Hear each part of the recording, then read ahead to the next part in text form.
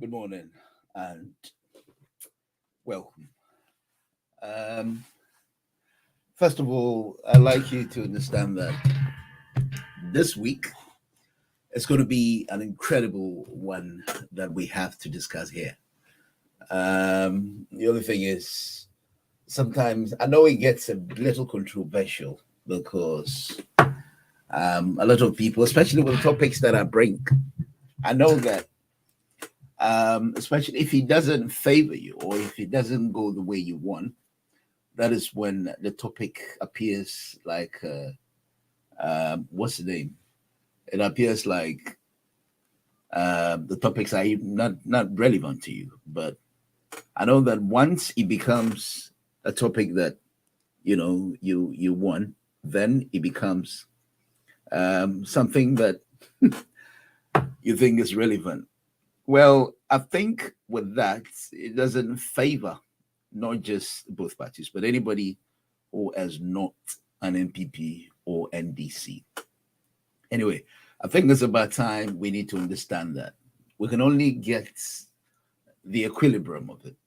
We can't always have, how do you call it? We can't always have one party surviving, you know, and the others not being recognized. This is the problem I have with um, Ghana. The reason why you think we should have a third force or not.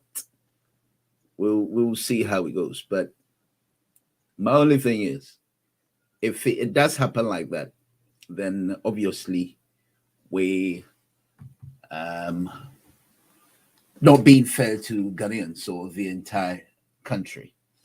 I'd like to say good morning to you. This is another edition of the Newsfile UK. My name is Dr. Morton, and it's my pleasure to host you from now until about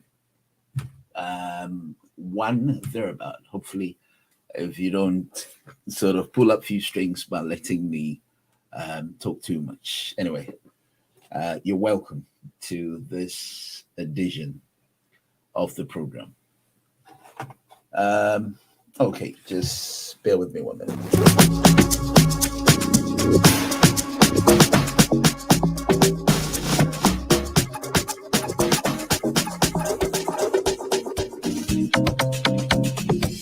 I know them move that way. Don't make me move that way. Me, I know one sleep for highway. Before you cross, guys, look at your sideways. Me, I know come look us for child's play. So I say, them they find me. For the long time, I've been silent. I dey run I be styling. But they think say I'm in hiding. Cause they don't know how to find me. I be on Zumba, by the way. I be on Zumba, by the way. Okay, so let's look at the topics. I know very well that a lot of people are very sensitive to the topics I brought today. Obviously, we're going to talk about the very issues that has cropped up or transpired over the week. And the most probably one that a lot of people feel they have to talk about is actually the loans and that Ghana seems to be what I understand to be the worst in the history of Ghana when it comes to uh, the loans. But I've had what's his name, Douglas, one of the MPP guys, who's made me understand that it is actually not the case. I think the research was not enough to have realized. I don't know. I had seen Joy to be a credible station to have come up with that report. What is your thought on that? Can we believe a whole Joy FM giving us a report that has no basis? You know, we'll be talking about this and more, and then we'll see what seems to be the main reason why a whole Joy FM has to come up with those reports. Let me see if I can get my brother Gideon, who has decided to start off the program, and then we can go with it. And then what about the fact that Ofuriata is still in charge of our financial or our finances, if you want, because it's been the public outcry. Well, not probably with the very MP people, PP that we know. We'll be looking at IMF. I mean, as I said, I think IMF is in does Ghanaians or does as a favor, but the question as to whether they have come up with the best of report that Ghana is leading when it comes to, they've never been, in the history of borrowing, especially in Africa, that Ghana is leading. Well, is it the management? Is it the fact that our priorities are wrong? That is what we will be talking about. And we'll see the ideas of some of what they think. I've got Gideon on the line. Martin. No, hold on. I'm on a meeting. Let me call you back. I'll call you back in about 10 minutes. All right, that's 10 fine. minutes. 10 I minutes. think Gideon is not ready, so we'll get him later on to look at his view. Thank you. Right. So let me go straight to the topics that I talked about yesterday. I think a few would be would bear with me that these are some of the issues that cropped up over the week, and we'll be talking about the monetary aspect of it. Let's see if we've got any comments at all on Facebook. Not yet, but Segabo. Okay, so Segabo has notified me that he'll catch me up about 1 o'clock, where he will come in. But he's got some long inscriptions I'd like to read to the public hearing first, and then see what seems to have bothered him to say that. So the topics I've got this morning is that now Ghana is ranked first in Africa with largest loans outstanding to IMF. And then number 2, I've got Akufo-Addo not fit enough to lead the country. This is coming from Sami Jemfi. And then thirdly, say Ghanaians living abroad, children from 6 to 15 years to get the Ghana card. Right. So even in our country where we have the Ghana card getting very controversial, this is the case. They have actually extended it to how do you call it, to here in Europe to talk about the Ghana card. Okay, so I'm going to get what Segabo has actually written, because if I say I'm going to sit down and read that in the middle of the conversation, a lot of people will not be very happy with. Right, so he said, got a long one actually. He said, can Sami Jemfi persuade the minority of Ghanaians that the leadership of NDC party was fit to lead the country when they spend a staggering amount of 35 million to refurbish Commander Sugar Factory without producing cubes of sugar to fill the shelves of Ghana supermarkets?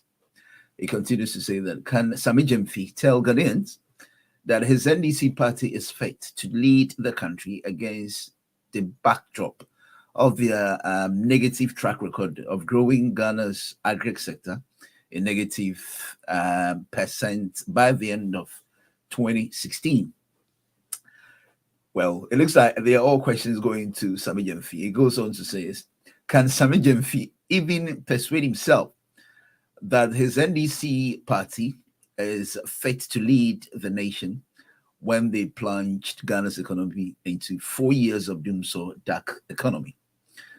And then finally said, can Sami Jemfi persuade any Ghanaian that his party is fit to lead our dear nation when they enter into take or pay energy agreement that has imposed $1 billion debt on us annually? Can Sami Jemfi persuade himself that his NDC party, right? So this goes on with the same. Yes, His Excellency Nana Addo Dankwa Akufo-Addo is fit to lead the Republic of Ghana because through his courage of conviction, an extra 1.8 million children have been added to the normal list of NDC party. Okay, so we'll have a look. This is a question coming from Segabu. So I wish to urge all Ghanaians to treat Sami Jemfi's comments as Nanado and his government with the disdain of, I think Gideon is calling me. Okay, it looks as if Gideon is ready. So I'm going to get Gideon to start off with, and then I'll continue with what I was reading from Segabu about Sami Jemfi's comments. I don't want to believe this is some sort of an issue that has no basis. I mean, you and I believe that the work of inseminating or sort of, spreading news must have some credible facts.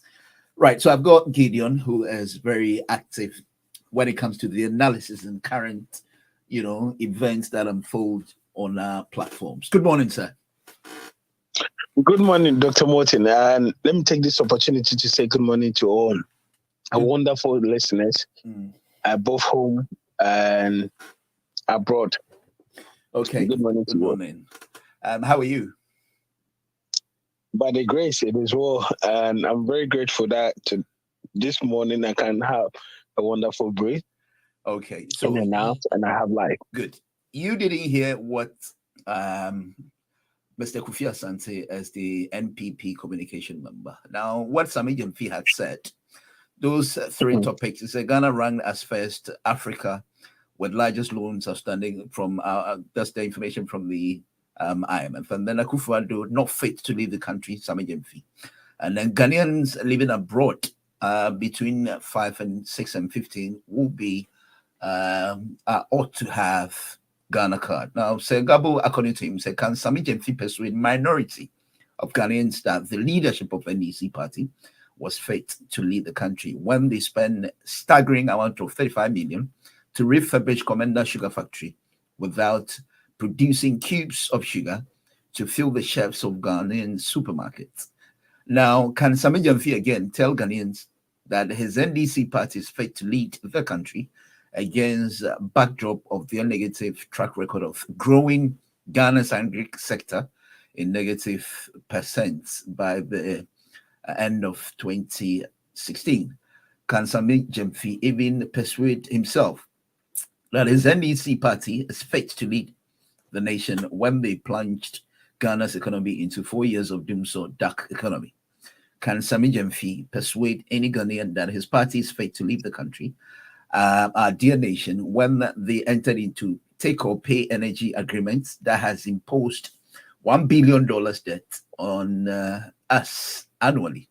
And can Sami Jemfi persuade himself that his NDC party is fit to leave the country after many years of his party failing to come out with social intervention policies?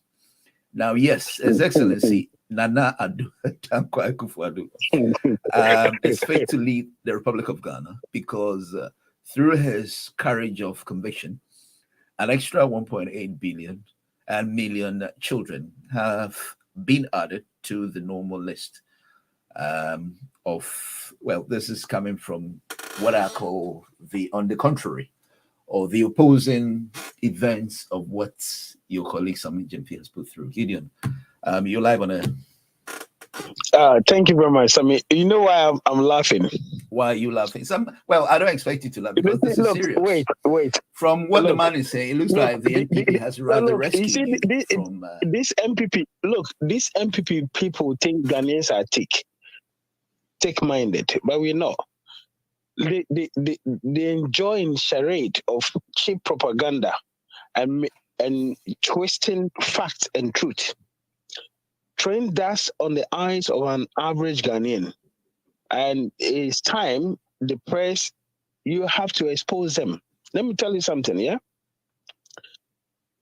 Dr. Moti, would you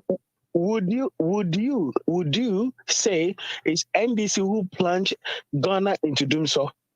If I for would about say, 2-3 years? if I would say, Yeah, would you accept that that concocted story from the MPP, Curtis?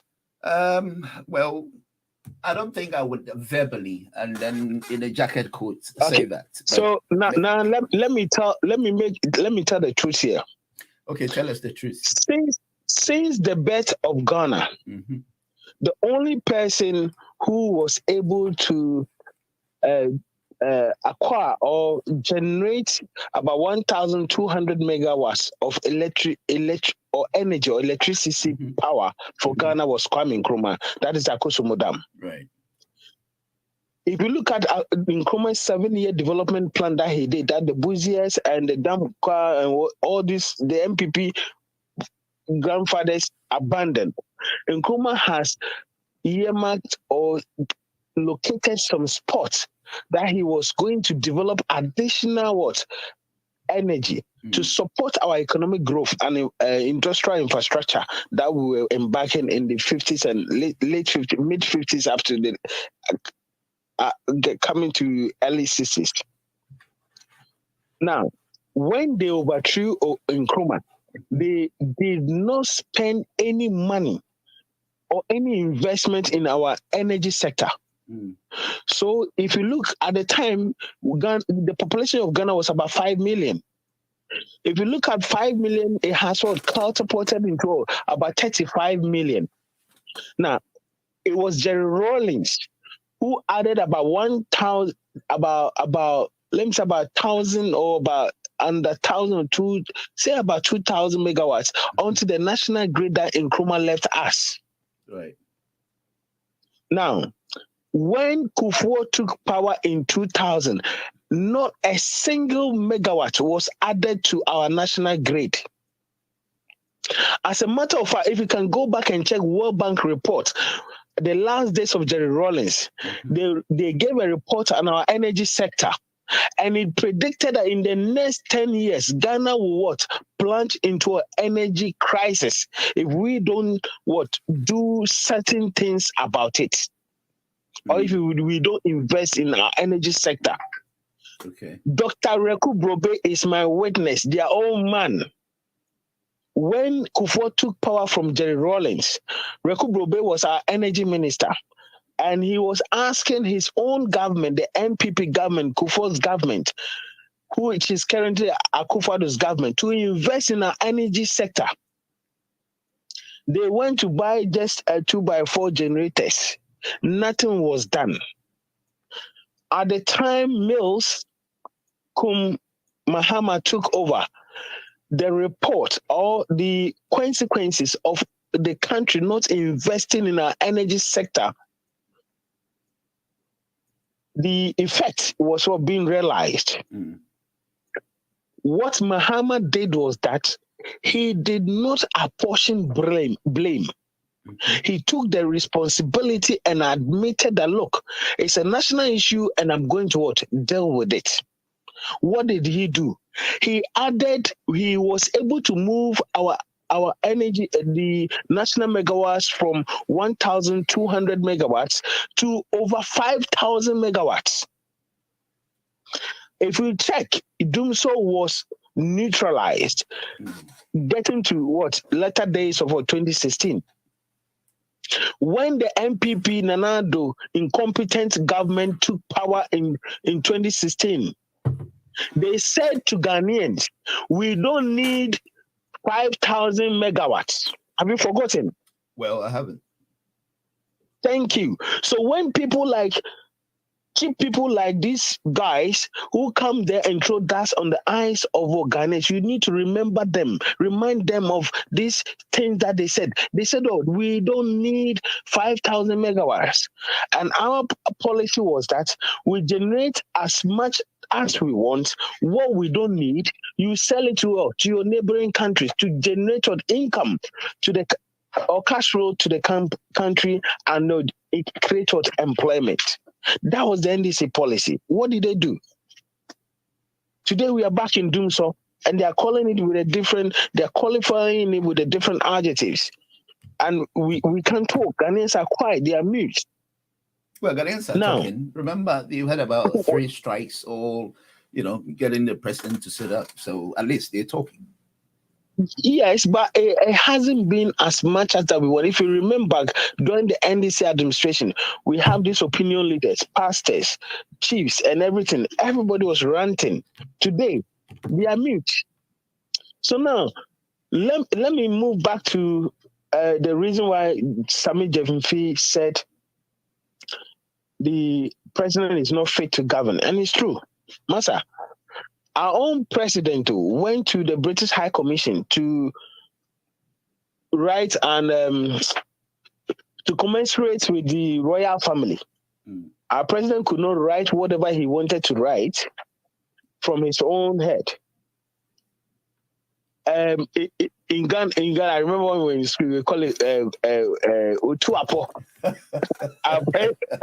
Our president has copied whatever or was copying whatever somebody has written. Well, if it's a good stuff, why not? If you feel like the plagiarism of President Bush when he was thank you. You know this. Listen, you know this. When you pick somebody's work and pretend that is your work, academic work, and you pretend that is your work, it's what is criminal. It's academic crime. And you know this. Need permission for that? Okay, when you plagiarize, do you need permission to be? When you we always don't need permission to plagiarize. But so you're telling us that's illegal. Is that what you should be telling us? Wait. When you take somebody's work and pretend to the masses that is your work, it's criminal, and there's penalties for it. Maybe in Ghana there is not, but if you ever stood in the United Kingdom, where you and I live, it's crime, and you face consequences of that. So we shouldn't not entertain this kind of charade from our president. So what Sami Jeffenfi is saying, that if the president cannot write a simple 3 lines to commensurate with the royal family, that he's not fit to rule. Well, if you check, maybe a thing what he's copying makes a lot of sense. So why not? No, that is not how it looks like. Even though if you read somebody's stuff that makes a lot of sense, what you have to do is to write it in your own words, in the way you understand it, not in the person's verbatim. Our president was copying verbatim. What we call dito. And that is where the problem is. Dito. Dito.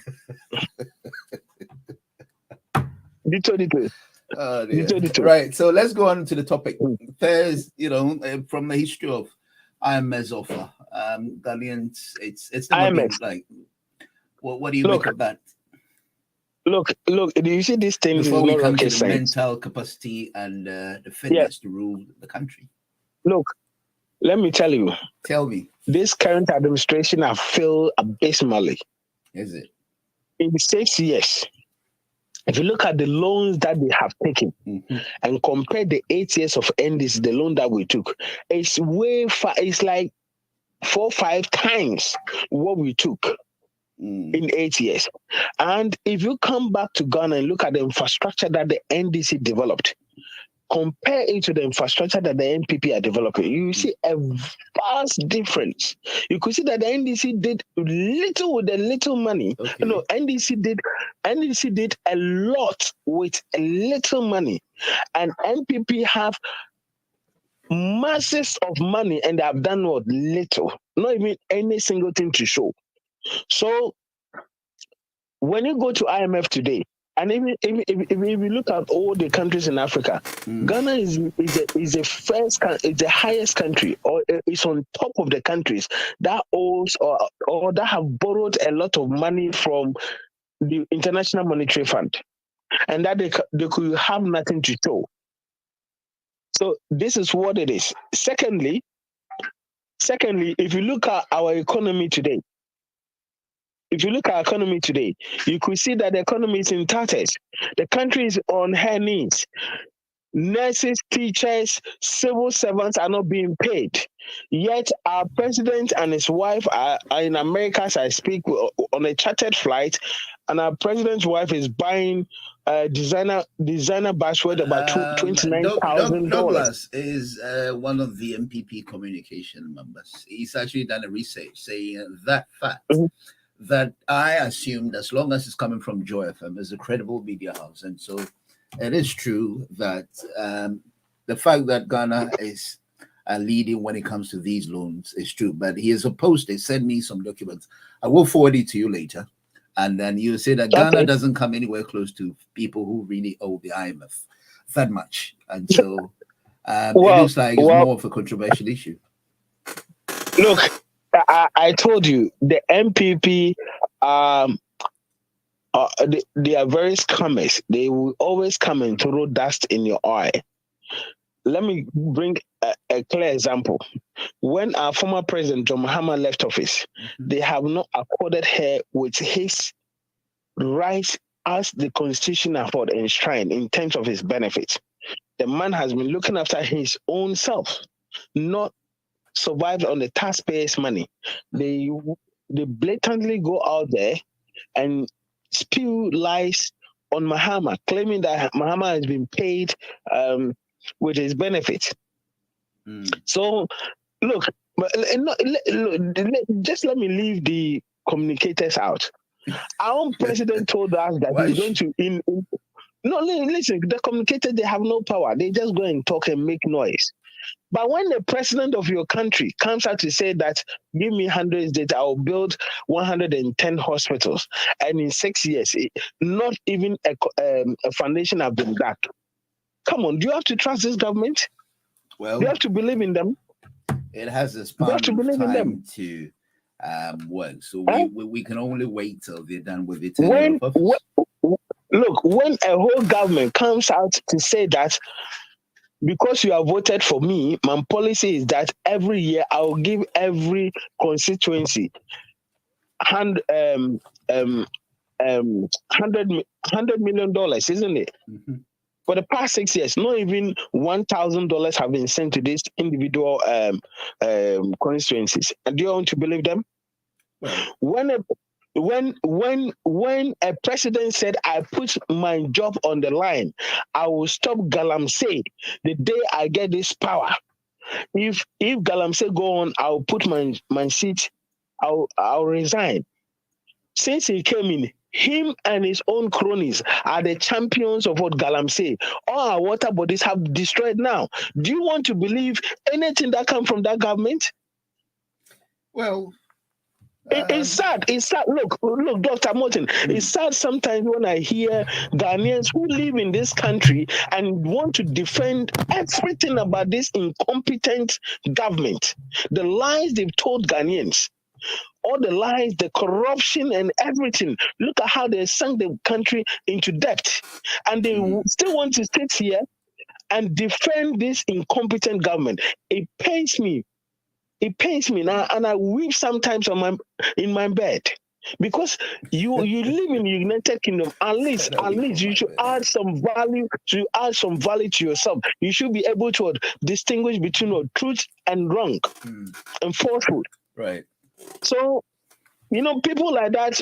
To be honest, sometimes I don't want to have a debate. Now let's go on to the fitness and the mental capacity that Samuel Jemfi sees a Kufwad. Well, we know that the man has come of age and he's gradually grinding to a halt in his seat. The question is whether or not he's capable physically or mentally. Over the years, we've seen a few leaders sleeping in parliamentary events or any other international events.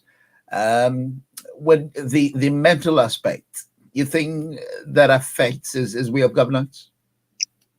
Look, in your own submission, you said the man is deteriorating. That alone tells you that what Sami Jemfi said has been confirmed by the action and inaction of our sitting president. Look, let me ask you something. Do you think we actually have a leader in Ghana? Well, we do have a leader, as far as I'm concerned. Well, we have a ceremonial leader who doesn't work.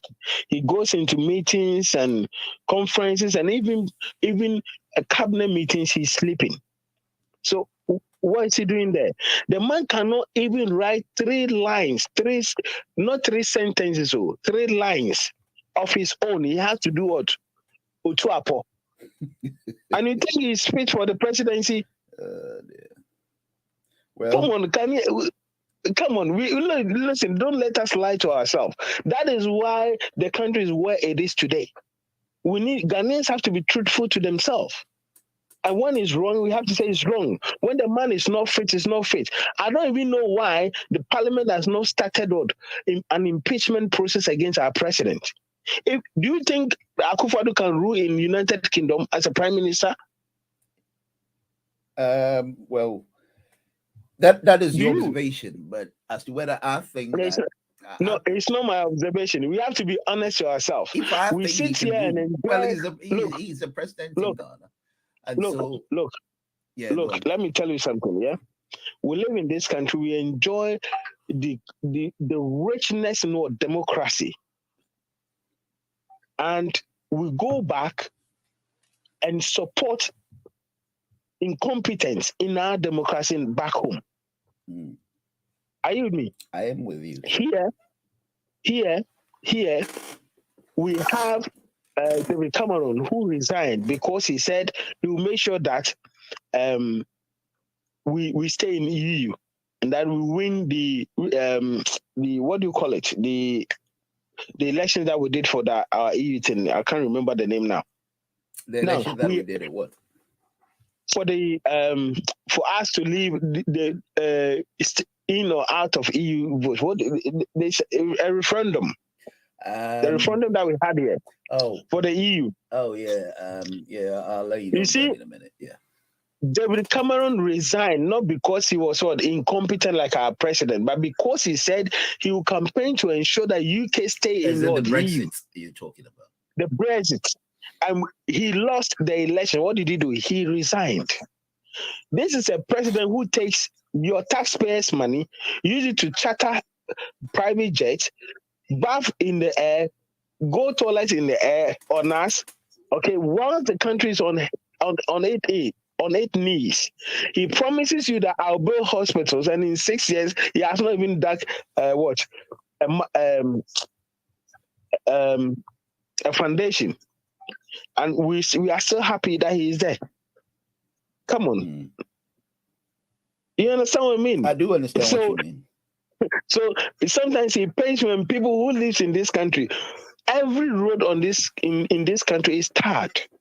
Look at the transport system. Look at the NHS system, the hospital system that we have.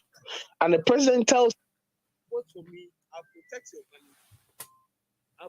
I'll protect your money," and nothing happens. He actually enriched himself and his family and his concubines. Look at the president using our state airline, the president, how do I call it? Is it the national airline or state airline? Flying his girlfriends to and fro, and the taxpayer is footing the bills. I think that has come to a halt. He's now on commercial flight. He's still flying the private jet. Are you sure? The last time the president told you that he's on commercial, he took a commercial flight to, I think, Belgium, and then he jumped into a high chartered flight, flew across the country. Why are we deceiving ourselves like this? How are we deceiving ourselves like this? So you know what? Tell the MPP, you journalists, and you presenters have to go out there and tell the people the truth. They should stop throwing lies on the eyes of the people. Okay. Finally, I'm going to the last this thing with you, the topic. Now you've spoken about the fitness. We've talked about the loan, and then we have let's look at the third event. Okay, so finally, I said, where is it? How do you call it? Let me get you the final thing that was on my mind I want to discuss with you. And then you look at that, but then I'll leave you for. But if you listen to what Mr. Kofi Asante read against Samijan Feast, he claims that you have rather wrecked Ghana, and so the country is actually being rescued by the NPP. It's very sad. I'll ask you to look at the 2016 budget that the NDC presented and look at the World Bank report on Ghana in 2016. They projected that our economy will grow 8% in 2017. What did it happen or not? Well, it did. It did. So what I'm saying is, let's come back to the. No, I want to expose their ignorance. Okay, go on. The economy grew 8%.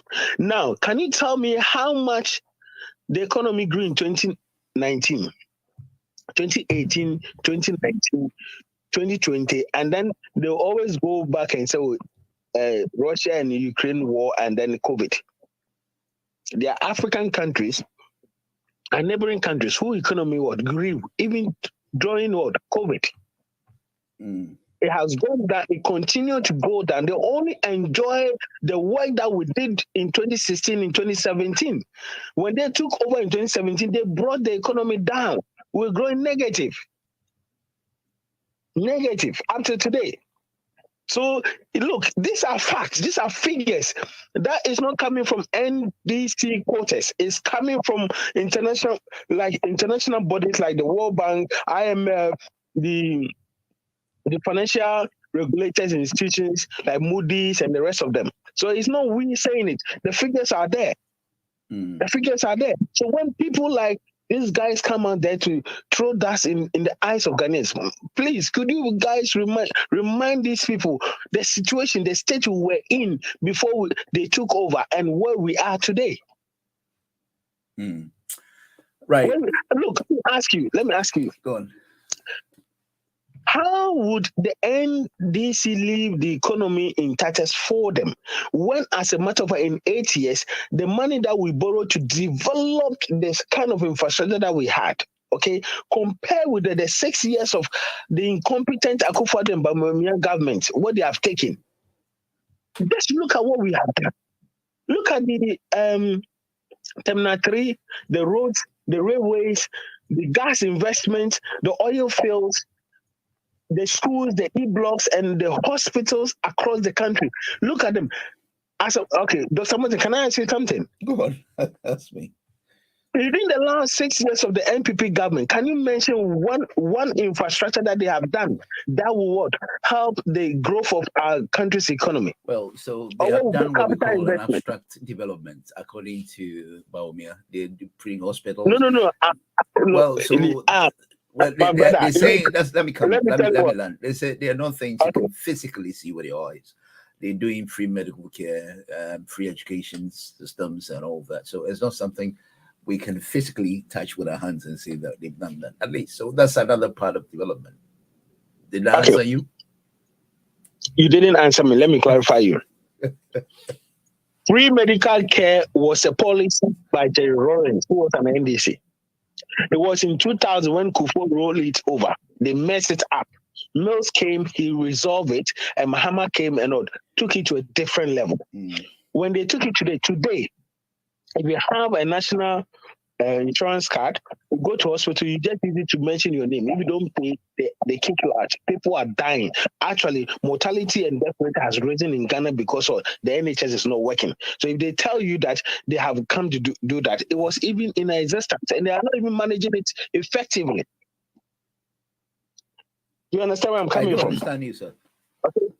Now, so when they talk about social intervention, you see, well, according to the MPP, they have a different definition for social intervention compared to what the MPP. All the schools, the e-blocks that we put, what it is called? Is it not social intervention?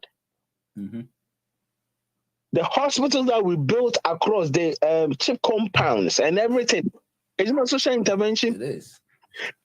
But in the NDC's own mind, they think people are thick, but Ghanaians are not thick. They have a different definition of what social intervention. That's why they come out there and lie to people, throw dust to people, and people accept them. Okay, now let's go to the Ghana card. I wanted you to learn. That's why.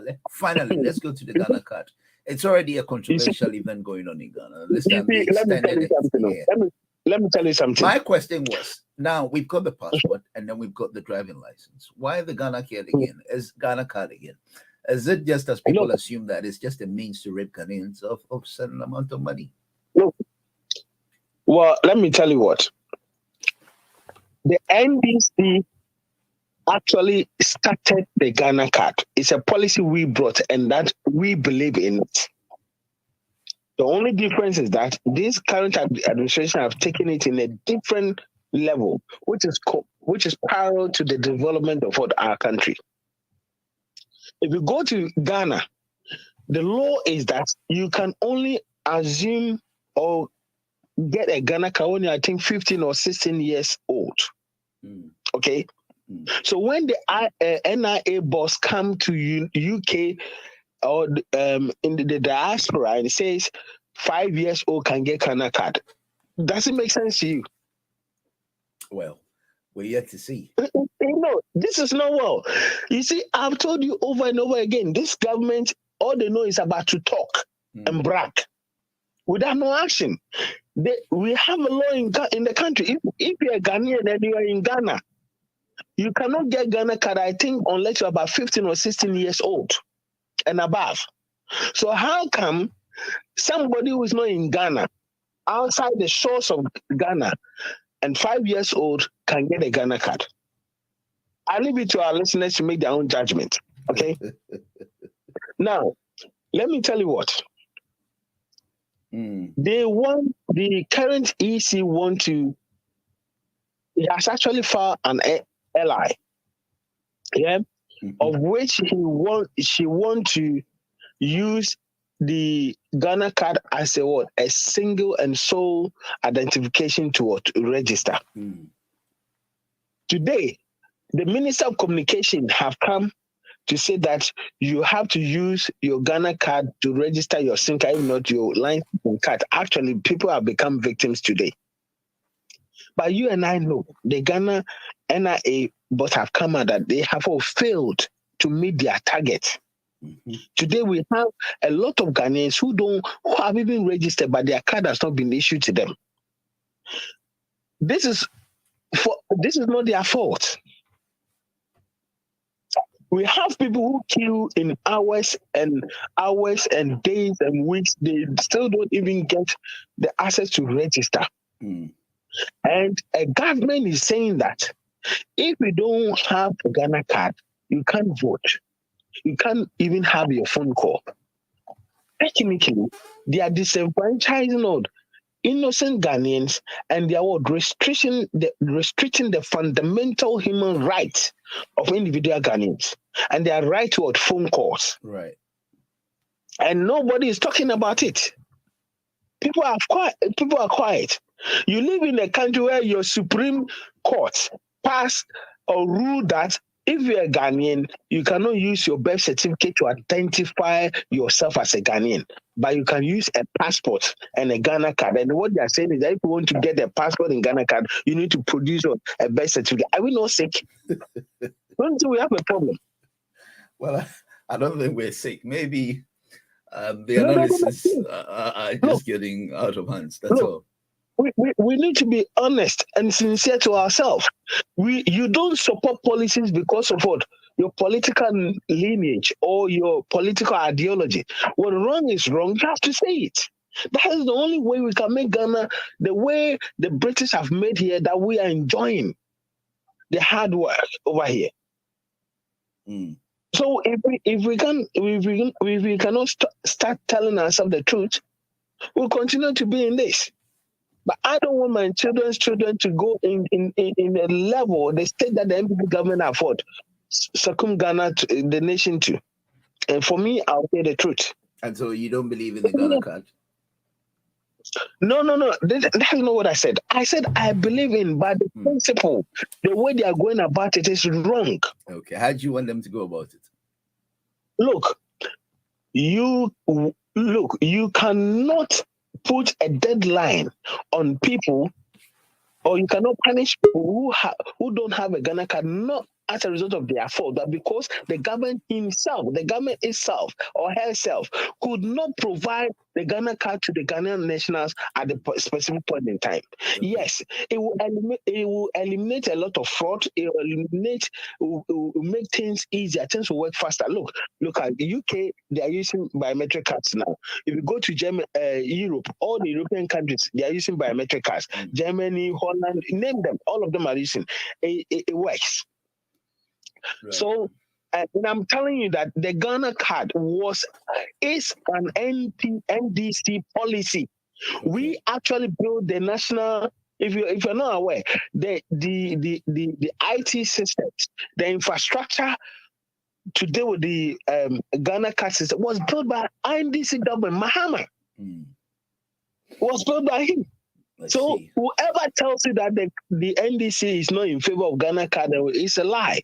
We actually brought it. Now tell me, Dr. Boyomia has been going out to champion digitalization. Tell me one infrastructure that he has built. You know what he did? He was paying monies to Google to some company for what do you call it? The map system. What do you call it? The Ghana maps.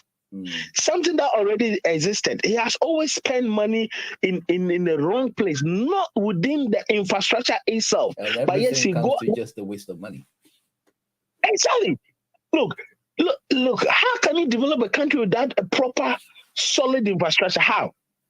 So all the billions that they spend, mention one infrastructure that under this government, they have what? Even from Kufuor up to Akufo-Addo's government, what they have put there in terms of information technology. Mention one infrastructure that they have done. Okay, Gideon, I know that you don't normally stay on the line if you're not busy working. Hold on 1 minute. Okay. The data center was built by MPP government under Mahama. The INA infrastructure was built by the fiber optics that we have in Ghana, all were built by Mahama. So mention one fiber optic line that the NPP administration have added to what we had. Not a single one. Okay. So look, when these people come there to talk to you guys, okay? When people come there to talk to you guys and speak, you people should subject them to what? Their own test. Okay. Ask them questions. Allow them to put you, show you. All right. Thank you very much for your wonderful contribution this morning. I know you don't have time, otherwise you'd have stayed online, but maybe as you've been listening where you are in your office, or maybe anything that tickles you want to join in. But I look at both your reaction and what Mr. Kofi Asante has written, and then look at other views. Anyway, I've got Joe on the line, so I'll speak to you later, Gideon. Thank you very much, sir. Thank you. Thank you. Good morning, Joe. Yeah, good morning, Doc. How are you? Oh, by God's grace. Yourself? Not too bad. How is little one? Oh, he's doing well. He's doing well. I can't feel the vibe in you. I think the Joe that I know of, you've been. Yeah, in fact, I went. You did Calipo from Akufo-Addo. Yeah. You're live on us. You must have. I don't know. You join in later on, but whether from the onset you listen to Gideon, the NEC communication number, about what Mr. Kofi Asante has written. I don't know if you've seen it. No, I haven't. I haven't seen it, honestly. He's written a whole, a description about his reaction towards Sammy fees, saying that the Akufo-Addo is not fit enough, both mentally and, all that to give the impression we have the wrong leadership. Yeah, thank you very much for the opportunity. Now let's start off with the loan, IMF. Yeah. So thank you for the opportunity. A very good morning to you and your listeners, and in some cases your viewers as well. I also want to acknowledge those who have been on before me and those who will be coming after me. We want to have a very decent discussion today. With the issue of the IMF and all that, look, the IMF is not there to help us. And for me, I've always raised that issue. Doctor, you would agree with me that there are sometimes I've even had problems with Mr. Tegbe and all that regarding we going to the IMF and all that. They are not there to help us. I think, and in this case, I will not just put Akufo-Addo in the frying pan to fry him. I would rather kind of make a holistic submission on the whole IMF saga, because we've been there. It's not one time, two times. We've been there for almost 17 times. The fact is, if something is good, if the thing was good when we were there in the first, second times, our problem should have been resolved by going there during that first, second time. Because they are not good and they put impediment on our way, and that is why we keep going there. Because what the IMF program seems to do is that it is going to give you reasons why you cannot succeed. It is going to put hurdles on your way that every day you would have to fall on them. Because don't forget, the more you go to them, the more they also gain. It's the same way like you go into a bank to get a loan. You want 50,000 pounds. You go to Barclays, they give you. You are happy. You have 50,000. Do you know what Barclays is going to get from you? You think you have the 50,000 pounds, you can build your mansion, buy East Legon house, but you're going to use some years to pay. It comes with an interest. You think Akufo-Addo doesn't know that? He knows. Everybody knows, and that is why I am in objection to this IMF kind of thing. Some people have raised the issue of, you go there for policy credibility. So we live in Ghana and someone live in America to kind of give credence to our policies. What sort of human beings are we? When the American is making its policy, it doesn't bring you to Africa for policy for us to give credit to that policy. We need to have. And that is why I've always said that, look, and people disagree with me, our education is not fit for us. Our educational system is not good for us. Because this is how it's going to be. If our education is all foreign owned, then all the time you go to them for credibility check. But if we have an education that is Ghanaian centered, that is Ghanaian mind, that is everything Ghanaian, someone who lives in America cannot give credence to that because he or she has no knowledge of that sort of education. But everything is borrowed. Our everything is borrowed. Today, our religion, our everything is now borrowed. So you run to the white man for him to give you the go ahead before you can implement a policy. And for that matter, for me, in as much as I know that this IMF that Akufo-Addo, President Akufo-Addo is going, nothing good is going to come out of it. And in fact, the amount they give us, before the amount comes to Ghana, probably half would have been gone already through corruption. And then the half now will be left. He will either use it in renting private jets or inviting Sewa Bruni to the Flagstaff House. Nothing good is going to happen. Because all the loans Nana Akufo. Yesterday, I was listening to a man, and he said, look, when they were making all this noise about IMF, blah, blah, blah, blah, and then the NDC not paying contractors, the man bought into that idea. The MPP came to power. And within the first 3 months, they had a Eurobond loan of over $2 billion. He was thinking they were going to use the Eurobond to pay contractors. And before we realized, within 2-3 months, the Eurobond was gone without the contractors being paid. So it has become a norm of this government that, we'll use Ghana's name to go and acquire loan, to go and acquire wealth, to go and acquire whatever. But in the actual essence, Ghanaians will never see the loan or see any fruit out of that thing, that venture they've entered into. It's very sad.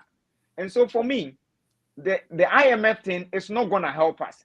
And I've seen and I've heard the IMF, making statement with the MPP, people are carrying across that they are saying good thing about blah blah blah the Russia-Ukraine war. Look, the IMF wants you to come there every day, so they will give you sugar-coated words for you to come every day, because excuse my language, they know you are a fool. The IMF knows Africa is a foolish continent, and every day we run to the IMF for help. They think we must manage money on that. I think that's. They think, doctor. Let me tell you. Let me ask you this: if you say they think, if I every day call you, I'm working. That's how they see us. That's how they I think they came recently with another development that is poor mismanagement of the economy and all that. That's yeah. why. So if someone had come to you, doctor, if I come to you today, you know I am working. You're also working. We are earning the same wage, and in fact, I even have more resources than you. And I come to you, number one, you help me £100. I come to you again, you help me £200. I come to 17 times, and you say you are helping me. The best thing, we have a saying that the best way to help someone is to help the person. Instead of giving them fish, you help them to know how to fish. That's right. You know what I mean? So instead of every day they come in 17 times and you're giving them aid, you are giving them loan, you are giving. If you want to help us, you tell us that, look, you are too stupid. 17 times I've helped you. This time I'm not going to give you anything. Go and sit down. Your scarce resources, manage it well. That is the way to help somebody. But we come, you give us. We come, you give us. We don't do anything with it. We don't do anything with it. It is an issue all of us has to look at it holistically. And it's not a one-party thing. This one, I will not blame Nanado alone, in as much as I know. I've got someone on Facebook. This is from Kushi Ablo, Males Royal. They say this is, and it's a slavery mentality. Well, exactly. For you know. Exactly. And so for me, I would not applaud anyone for going to IMF and say, look, whether policy credibility or whether you went for a loan or whether we are black people. We are black people, a sovereign nation for that matter. And so if there is any policy that needs to be verified, it is the Ghanaian people that needs to verify that policy. Today we are going to IMF. They are going to tell us to cancel free SHS. They are going to tell us while they are employing 15-year-olds, 16-year-olds, 17-year-olds, they are going to tell us don't employ even 18-year-olds in the public sector. They are going to tell us don't give subsidy on agriculture. They are going to tell us don't give subsidy on education. Now, if all these things are bundled into your country, what is going to happen? Is it not a means to stifle the poor? Is it not a means to kind of bundle the poor into a cage? Is this what we want? Is this the freedom Kwame Nkrumah fought for? And doctor, let me acknowledge that on Wednesday was Dr. Kwame Nkrumah's birthday, and we need to applaud that man, because if Kwame Nkrumah were to be alive today, we would have seen a lot of things. And so we need to be grateful as Ghanaians. For me, well, I think observing a public holiday for him alone, I think, is some sort of an appreciation for his efforts. Well, yes, but you see, Kwame Nkrumah is a man. Do you know that Kwame Nkrumah is the only man on this earth, and I mean on this earth, not even Jesus Christ, who died, and the people who carried his corpse were all heads of state? Do you know that? Oh wow! Well, this is news to me. Yes. But, Kwame Nkrumah is the only person on earth, the only man on earth, whether you are white, black, brown, yellow, green, blue. Kwame Nkrumah is the only man on earth who have died, and for his casket to be carried by heads of state. That speaks volume. Yes, and he is the only black man who has been head of state for two Republican countries, Ghana and Guinea. So it is not just a matter of having one day. In fact, we need to celebrate the whole month of August, September. We need to celebrate it in honor of Dr. Kwame Nkrumah, because the man is peerless. The man has no peer. The man has no equal. You see, I don't want to go there, but I need to. We need to appreciate the man Kwame Nkrumah and appreciate his family for bringing such a wonderful man on this earth. And I am proud as a Ghanaian, because this man didn't come from Ivory Coast or Nigeria. He came from Ghana. And so this is why we should hold our chest high as Ghanaians and be proud that the man who fought for the black man's emancipation, he didn't just fight for only Ghana or Nigeria. He fought for African emancipation, African freedom. So we should be proud. But it is unfortunate, in the same month that we are celebrating this great icon, we are talking about going to IMF. When he has said the black man is capable of managing his own affairs, today, the black man is taking up Ghana's affairs to IMF, to the white man. That is in sharp contrast to what Dr. Kwame Nkrumah stood for. It is in sharp contrast to the ideals and the ideologies of what Kwame Nkrumah and the previous African freedom fighters fought for. Okay. So it's really a shame. Honestly, I would not blame Akufo-Addo or blame Mahama or blame Kufuor or blame Rawlings. I think we need to have a mindset change. The mindset change that Ghana is for Ghanaians. And for that matter, we produce in Ghana. We eat what we have in Ghana. When some is left, we sell it to somebody. It is not any good thing for us to be importing and even policy, even ideas, to importing ideas from America or from UK. I mean, are you telling me Liz Truss is better than Mahama or Akufo-Addo or from Pom Boateng? Are you telling me Kwesi Kwarteng is better than Setekwe? Is that what you are telling me? I mean, we've all sat in classrooms with these people. We know them. They are classmates and all that. We have been getting the scholarship. These Ghanaian leaders now who are leading us now, they've been having scholarship all along the way. Scholarship to study in Harvard, to study in Oxford and all that. But when it comes to thinking, they cannot have any mind to think. It's a shame. And we all, as people, we all need to be bold and condemn this. The IMF woman who came there, who cannot even speak English. We in Ghana, we speak English. Look at Akufo-Addo, the way he's speaking English. And this woman who cannot even write her name, she's the one telling us which policy we have to adopt. Is that how it is? No. Please. It's wrong. It's wrong. This should be the last time. And I encourage any other person who is trying to form government. And that is why I am proposing that we need to, in a way, because Ghana, we already have the hybrid system of presidential and parliamentary system. We stole some from America. We are stealing some from UK. And so we need to have an opposition forming the government in opposition. Let me get Mr. Tebe now. There are people that start coming on. So so let us form the government in opposition, so that certain things you will bring your ideas. So we know that when you come, it is not just going to be an issue of manifesto, and when you come, you don't do when you tell us blah blah blah. Let us form the government in opposition. Let us know who is the Minister of Finance in your shadow cabinet, and then confront him. Are you also going to come and go to IMF? Then we know. So we know whether to vote for you or not to vote for you, because we are tired. If IMF was going to help us for 17 good times, it would have helped us and it would have taken us to heaven. Oh dear. It is not any good thing. It is not going to help us. And we need to all accept this fact and accept it and put how do you call it, an end to it. Please, we should avoid discussing this issue with political lenses. Let us look at it holistically. But I also plead with the NPP government. The IMF that they are going, the money, they should use it for something, because it is a loan. We are going to pay for it. Thank you very much. Good morning. I've got Mr. Ras J on the line. I prefer calling him Ras J. That's a bit funky.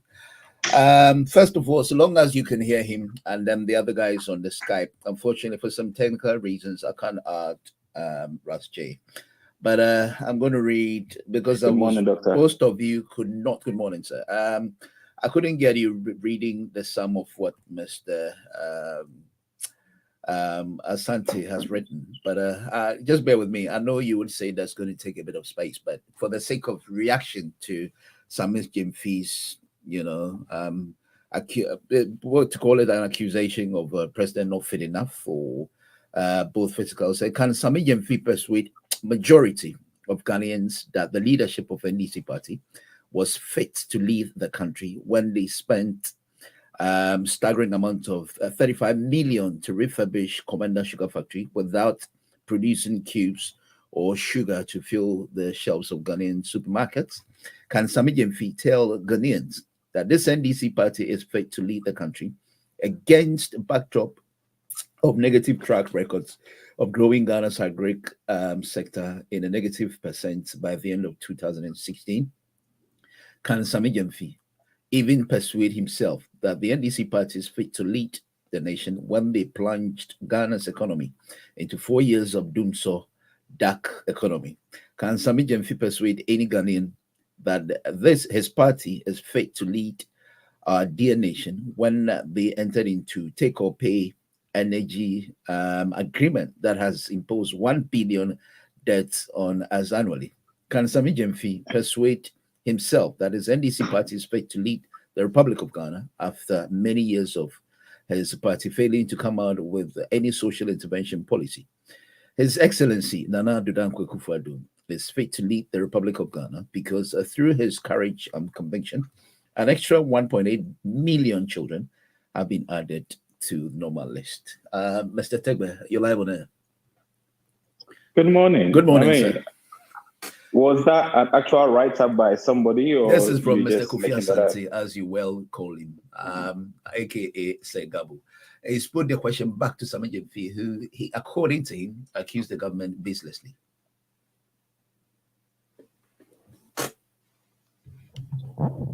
Are you there, sir? Good morning to your listeners. Yeah, right. I am. Good morning to your listeners. Good morning to. Good morning, Mr. Sergey. Fellow Ghanaians.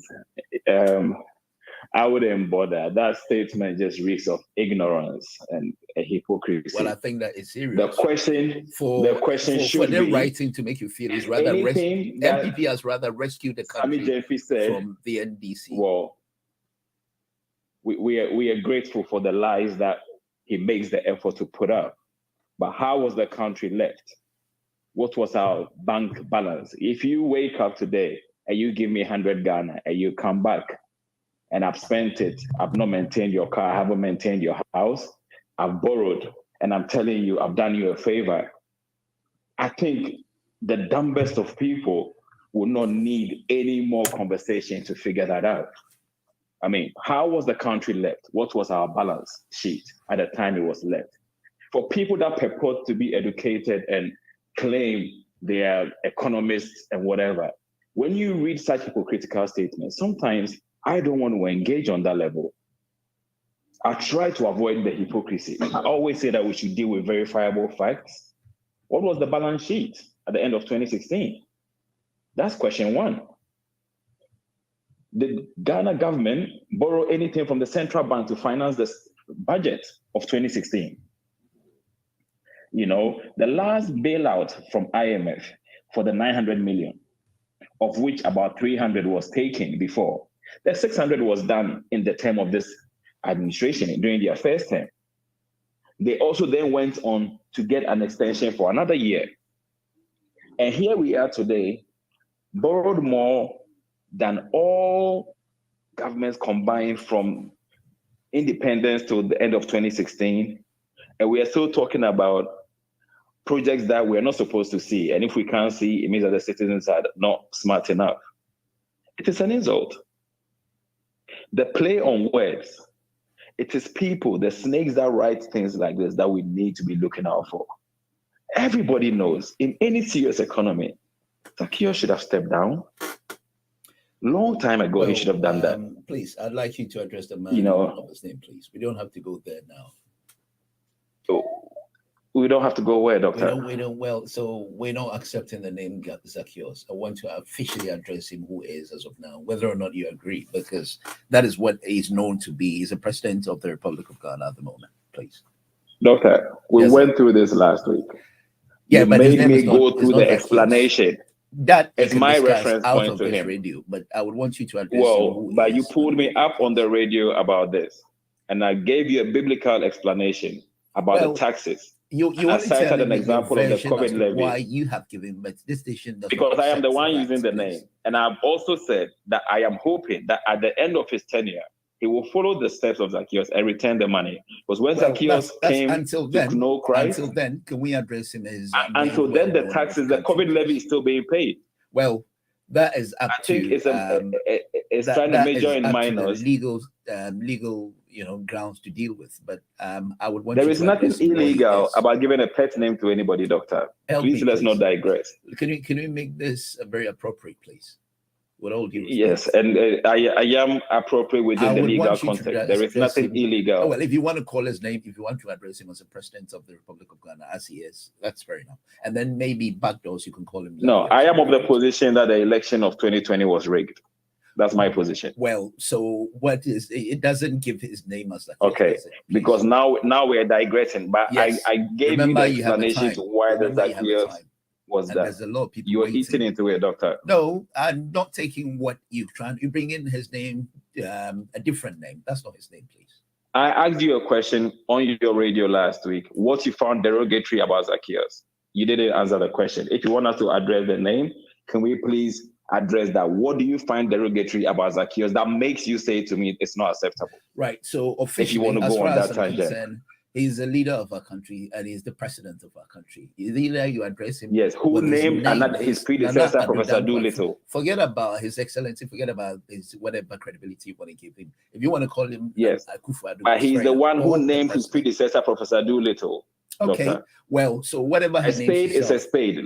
Let's not pretend that the stick that's used for Techi cannot be used for Bar. Well, he's not better than anybody else in my eyes. We cannot call him any other name than what he's known for. Otherwise, I'm not trying to make you call him any other name. No, what I'm saying is, my audience would want to know who we're talking about as far as the country's leader is concerned. That's all there is.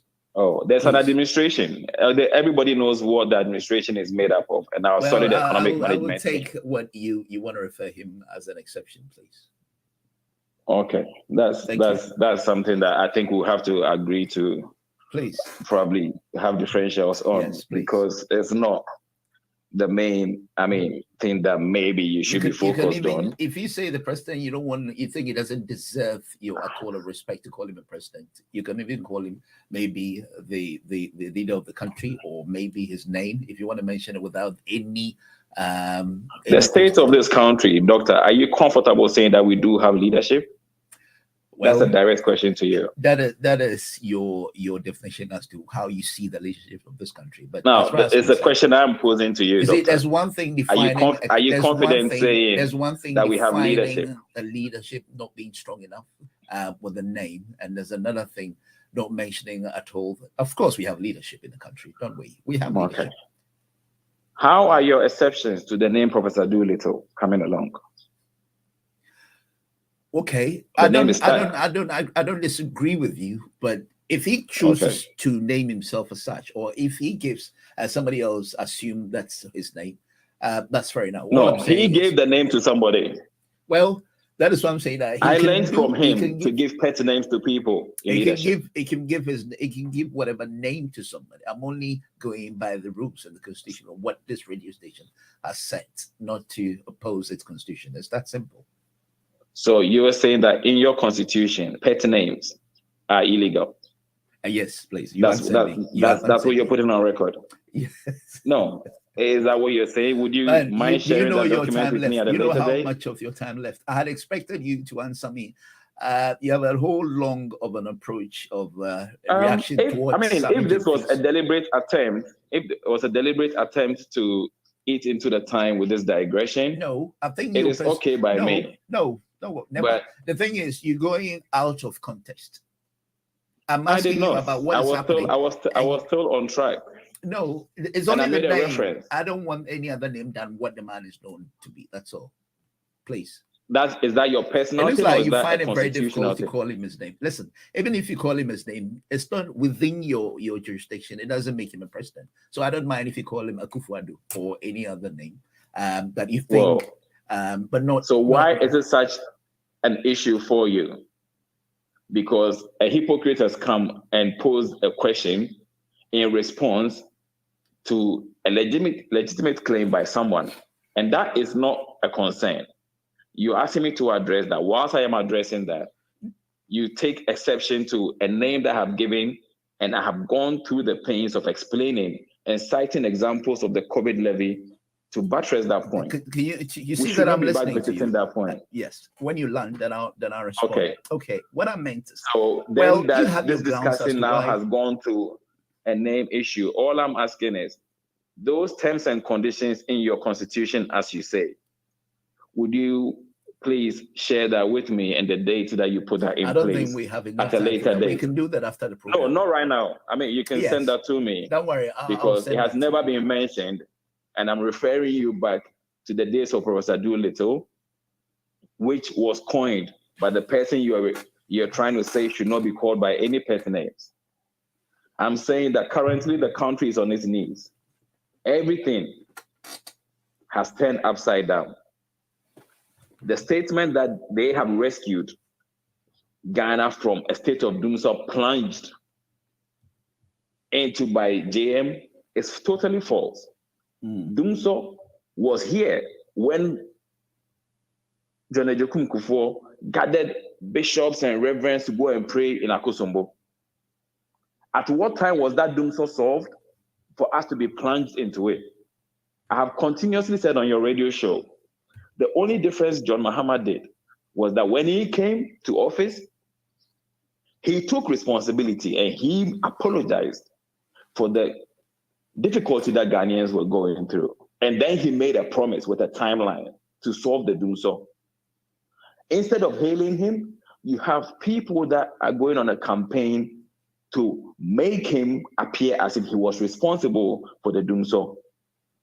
So as you are here knowledgeable, if you are able to point out when the Dumso during Kufuor's era, where the convention and the prayer session was held in Akosombo, when was that solved? Before we got into the new one that was allegedly brought on by JM. We should not be using lies to divert attention from our present. That is not acceptable.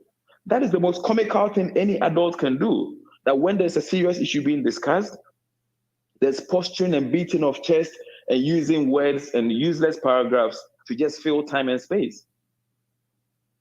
What Sami Gyamfi has said, that response is supposed to be coming up to.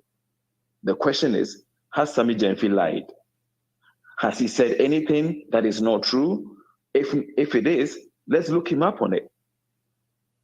To go back in time, quoting the words of the man you're protecting from being called pet names, who said to Professor Mills, the man you are a doctor. I take exception to it as well, but we'll address it at a later date. Go on, I'm not. He said to Professor Mills, you are in office. Stop complaining and fix it.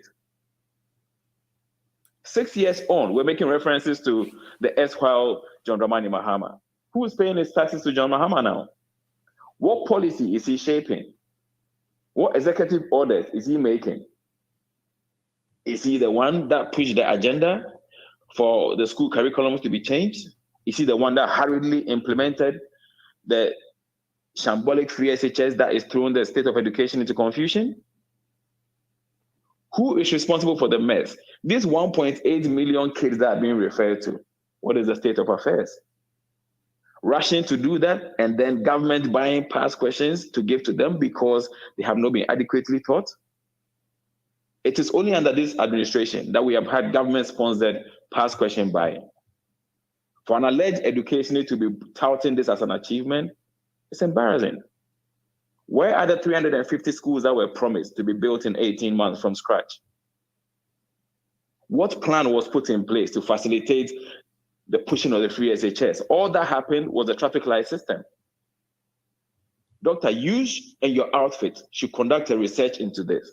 Find out from parents how they feel now with the awards in the free SHS, where computer placement is placing anyone in any school, where schools are struggling to make meals and schools are contacting parents very sad to provide things. Very sad. And parents are spending more than they were when they were paying fees.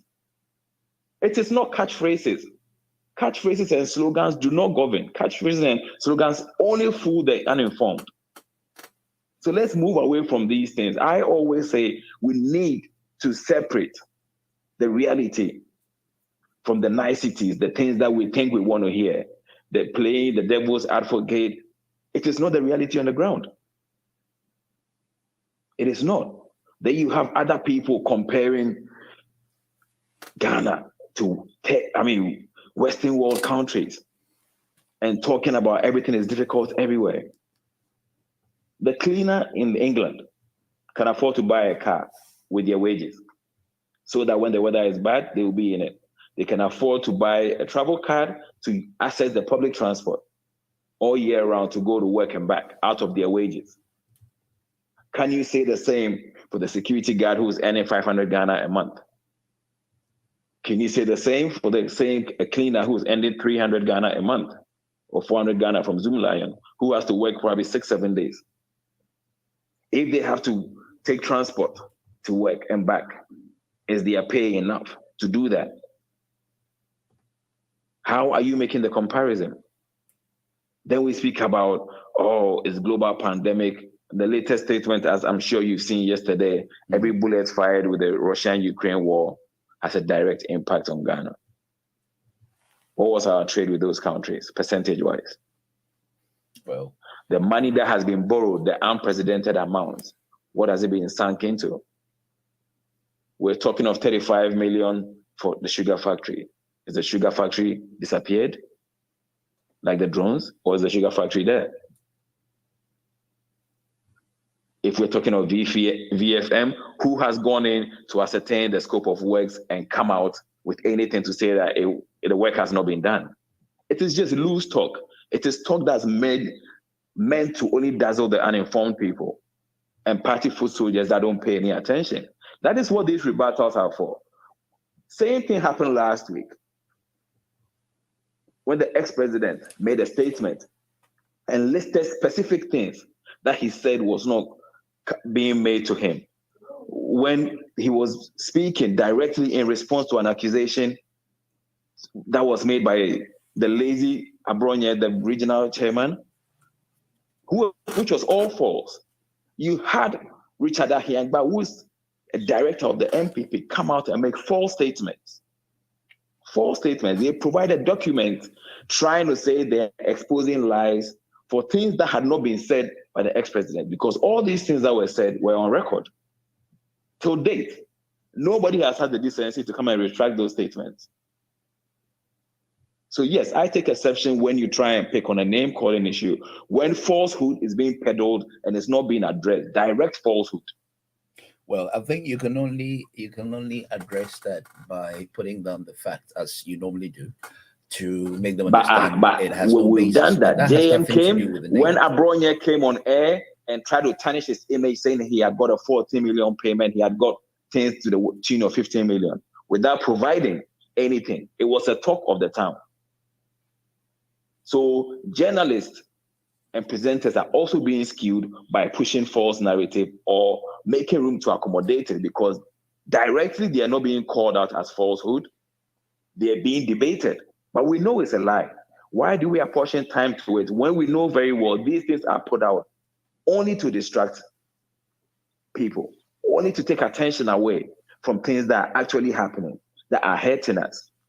In the wake of this Aisha Huang issue, these things were put out to attempt to level a playing field, lies to attempt to make uninformed people think that, everybody is dabbling in it. Why can't we provide the details of that 40 million payment? And instead we are providing a payment of what? Travel expenses from 2017, a reimbursement. What does that prove in relation to what was said by JM? Nothing. There's no correlation. Every time we are trying to confuse the citizenry so that they are not able to follow the trajectory. It is very sad.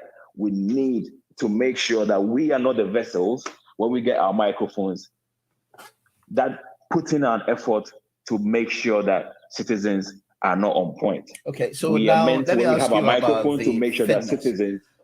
Let me ask you about the fitness and the mental capacity of the president's leadership. The present one. Yeah, the president's mental, capability to lead the country, as Sami Jemfi said. First of all, we spoke about the loan as never in the history of Ghana. And then, first of all, Sami Jemfi see the man not to be fit enough, first of all, to have led the country. I don't know whether he just realized that, because he should have known the man has come of age anyway until when he came up with this issue. It is not all old people that are mentally incapacitated. Let me put that on record. But I think it has a certain level of factors. I mean, apart, you can see the man has a toll on that when it comes to. I know people are old and still can perform brilliantly, according to Sami Jemfi's observation. That's how you see it. You see, Doctor, we need to unlearn some of the things that we are taught or made to believe when we are younger. When we are younger, we're made to believe that wisdom belongs to, people that have come of age. Oh yeah, it's true. That is what we're made to believe when we are young. True. So as kids, we grow up thinking, oh, everybody that's older than you, when they speak, they might be saying something wise. No, you and I know as of today, that is one of the fallacies that we were fed with. So we should not even toe that line. Yes, the chances or probability that when you're growing, you'll be wiser are high, because you might get more exposure to other things that a younger person might not have seen. But there is no definite framework that tells you that with time, you will be wiser. Because certain people that make certain write-ups maybe are far advanced in age. But it is total baloney. Certain people make statements, and you look at the statement, you read it through twice, you check the person's age, and you think, oh, maybe my teenage kid will not do this. We had the current Minister of Communication at some point say that if governance was about borrowing, her 18-year-old son at the time could govern better than John Dramani Mahama. I'm sure you remember that statement. Of course I do, yeah. That current minister now, in charge of communication, and communication is in a mess. They cannot even sync. This exercise of re-registration of SIM cards was pushed far back. Almost 10 years ago, this was done, where we were all made to make sure we pay 3 cedis and re-register and protect our SIM cards with all our details, so that you could not lose your number again. Prior to that, if you remember, anytime you left Ghana 6 months, you didn't use your phone, you came back, your number was gone. So that was done with all the protective things done. How do we obtain the Ghana card? Good. With all our details, with all the... I guess that was coming to ask you and then that as well. We do that. But now, when the communication ministry allegedly wants the information, they have to call every individual back. Doctor, in England, can you imagine the chaos that will start if any minister of state decided to do something like that? Who will not put up with it? Westminster will be on a gridlock within probably a day of announcing that. Nobody will put up with that nonsense. But in Ghana, oh, it's okay. Let's do it. But the system to put it in place to make sure that you are not traveling from Leeds to come to London office to come and do that is taken into account. You don't have any advantage over anyone. 1 minute. Let me ask you the final location. question with the I think you summarized that picking up the Ghana card, first of all, to make it legal safe. I started off talking about the fact that, one, if you've already had the passport and then you've got the driver's license, I couldn't see the relevance of that. But, it says that that's the identity of a Ghanaian. And so it can't match content as the passport. Okay, that's fair enough. Now the extent I speak as a Ghanaian that has traveled to West African countries with my Ghanaian passport. Yeah, because I couldn't even see the thin line between the two. I think I don't see the advantage of this Ghana card over a passport.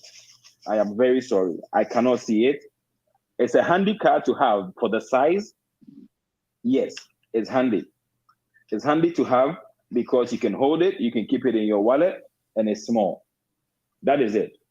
But To me, it doesn't make any sense. I had my TIN number before this administration came in place. So having a TIN on a card is not an innovation for me. The thing this administration has done well is repackaging projects that are not theirs and putting it on blast. So even if a toilet is made, it will be called a recycling plantation. Okay. And there will be a whole fanfare about it. Who just returned from Ghana. I don't know how long he came, but hold on, don't leave the line. Because I'm glad he was able to go. Well, still live for me. Good morning, Chairman. Sorry, good afternoon. Good. Well, it's good morning in. Oh, you are in Ghana, rather. In Ghana. I see. I thought you were back here. Yeah, that's right. It's good morning at Accra. No, I'm coming back on Monday night. That's right. I don't know if you received the topics that I said last night prior to this morning's event. I sent you about the topics that we're yet to discuss as the issue that cropped up this week. And I've had a lot of reaction to some of the... Now, what seems to be taking center stage of these topics is the fact that the borrowing is overwhelming the country. So far, Ghana is known to be, the leading with this. And then I've heard Douglas, who has come up with a figure to show that Ghana is not. But how do you feel with the borrowing system? That seems to be skyrocketing that much, even to the sky. Ghanaians. Yes. In the meantime, I must apologize. There's so many activities in Ghana, so I have not even read your topics. Okay. Talking about borrowing, I've heard it over and over again. Let me go over the topic that we discussed in this morning. Yeah. Okay. First of all, we have what he says: Ghana is ranked as the first Africa with the largest loan outstanding to the IMF. And 2, we have Akufo-Addo not fit enough to lead the country by Sammy Gyamfi. And then thirdly, Ghanaians living abroad, children from 6 to 15, to get Ghana card.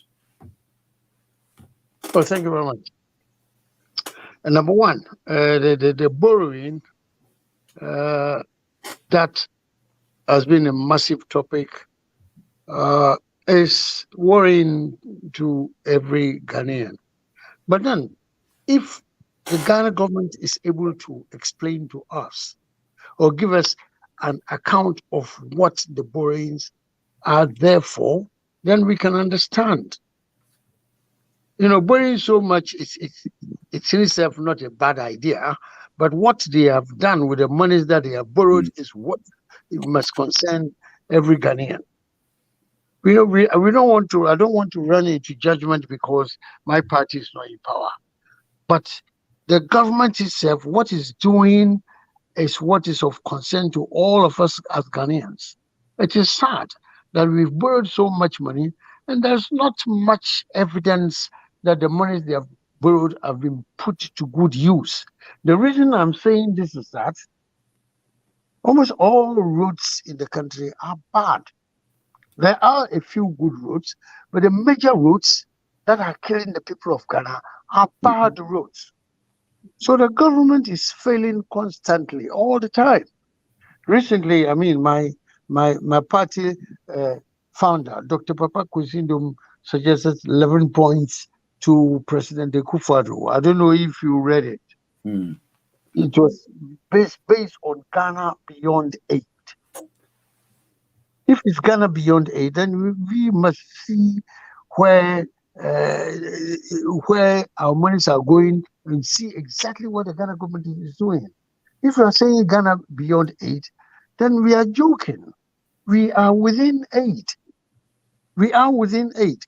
Our government is struggling. I'm not happy to say this, but it's quite clear that the Ghana government today is a struggling government. They cannot complete one project. There are so many uncompleted projects that have not been tackled. So there's a big question we are asking the government. When are you going to finish all these before the next general election? In the meantime, let me chip in that it's always been NDC and NPP, no problem. But the problem that is coming now is that we are talking of unity. We are talking. We, the Progressive People's Party, are merging. We are merging with the Convention People's Party and to be followed by other smaller political parties in readiness for 2024 general elections. I believe this is the story that Ghanaians want to hear. Because both political parties have let us down over the years, more than 30, going to 40 years now. They have let us down, and it must not continue all the time. There must be a change. And now we have decided that, yes, it's about time that we change. The change is from Ghanaians and not from just political parties. So any Ghanaian who is listening must listen well and watch out. Watch out for the news in the papers. We are soon going to get united and fight for the cause of the Ghanaians in the diaspora everywhere. And about the Ghana card, I've got one. It's a good idea. And I hope that everybody in Ghana will get one. That is most important. The government must facilitate ideas for everybody to get Ghana card. It's simple. It's just like a driver's license, keeping in your wallet. I hope everybody will get it. But then they must change the rules, not to charge us too much for ownership of the Ghana card. Even if we see 50 cities, it's better than more, charging us more. And it's the frustration to obtain a Ghana card is not worth it. If they mean it, they've got to make it almost for free. Thank you very much, Ellen. And again, welcome to join the program all the way from Ghana. Rashe, your line cut. I'm coming to Joe to look at expression. Joe spoke entirely about Ghana and its status and the status quo and how the stages actually come up to. Joe, are you there? Okay, my line cut. Can I make my point or? Okay, so can I get Mr. Rashe to finish his point so he can listen to both of you at the other end, please? Okay, no problem. Okay, go on. They're listening. What else did you want to add? And then your line cut. Sorry about that. No problem. Earlier, Joe made a comment that it was not about blaming the present administration for the IMF run. Now, every point of a project, I mean, you have stage reports or cycles that you evaluate and see where you have gotten up to, what you have done right and done wrong before you move on. The promises that were made.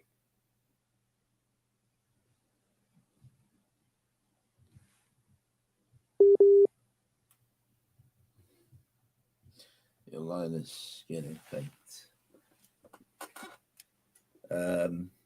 Because he's on WhatsApp with the other line, I couldn't add him up to the email for him to join the conversation. So at least if it's not line, it's not getting stable. I'm going to get Joe, and then we'll be able to get him back.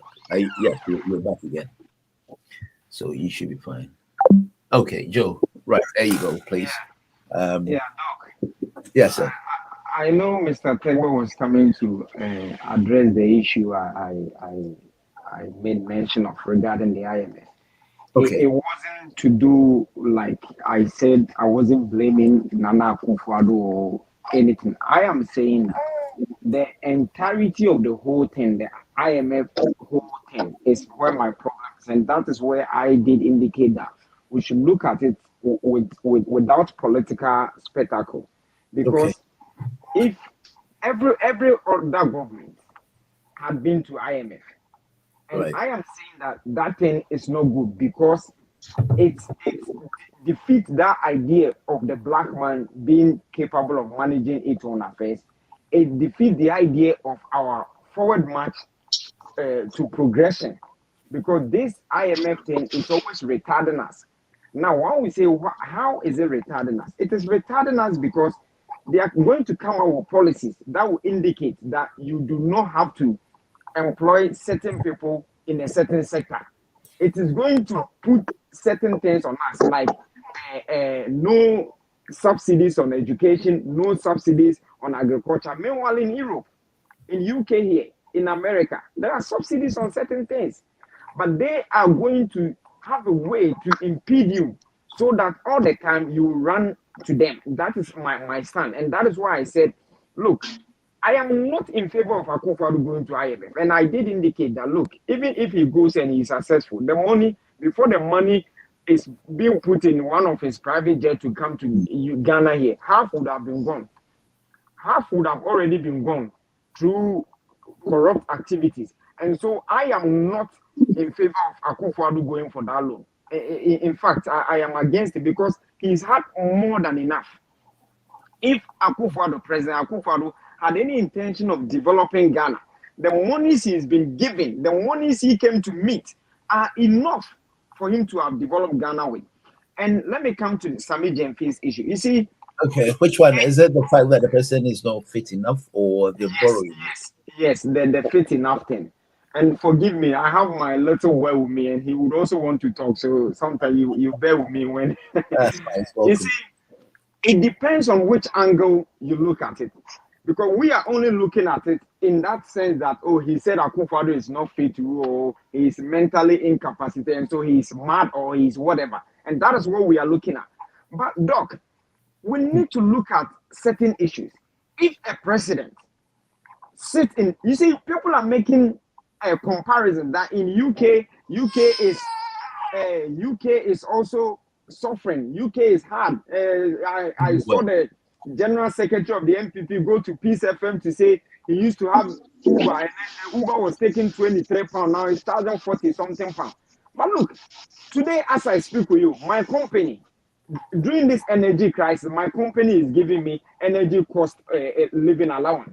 My company is giving me that. We've seen today, Kwesi Kwarteng, our own Kwesi Kwarteng, had gone to Parliament to kind of tell the British people the policy the government is making to support the UK citizen. What is the government of Ghana doing? Yet you have a president, amidst all this suffering, he flies a private jet. Amidst all this suffering, he takes a woman and you know, go and have fun with a woman.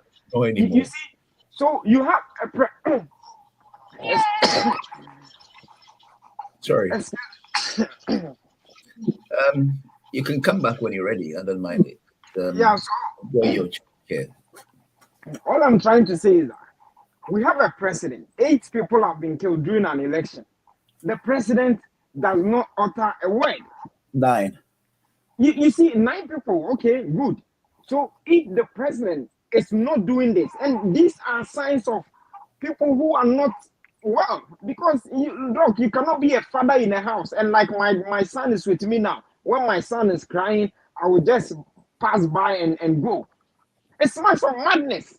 You might take it in that madness, in that level where you see a madman who is naked on the street. But there are certain things that you don't need to be naked on the street to kind of be identified as mad. There are certain things because we elect a leader and expect that the leader will be there for us. And if your leader is not there, is he not mad?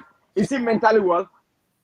You understand? This is what you're saying. You're saying that it's madness as I just said. It's not that madness of being naked on the street, but it's that a person is mad to have lead a country. Maybe saying that as that act as madness to have maybe not taken responsible. Exactly, not being responsible. And you see, and Mr. Tegba did indicate when President John Mahama, former president, when Dumso was facing him.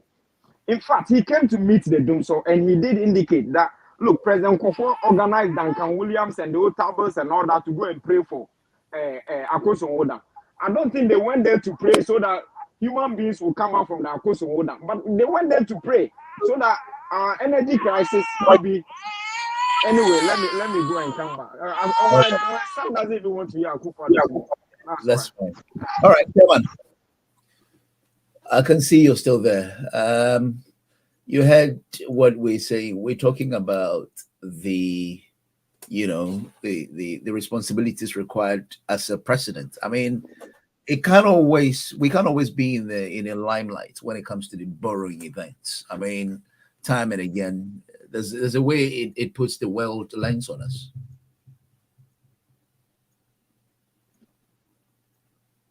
Did you hear that, Chairman? I don't think Chairman heard me. Yeah.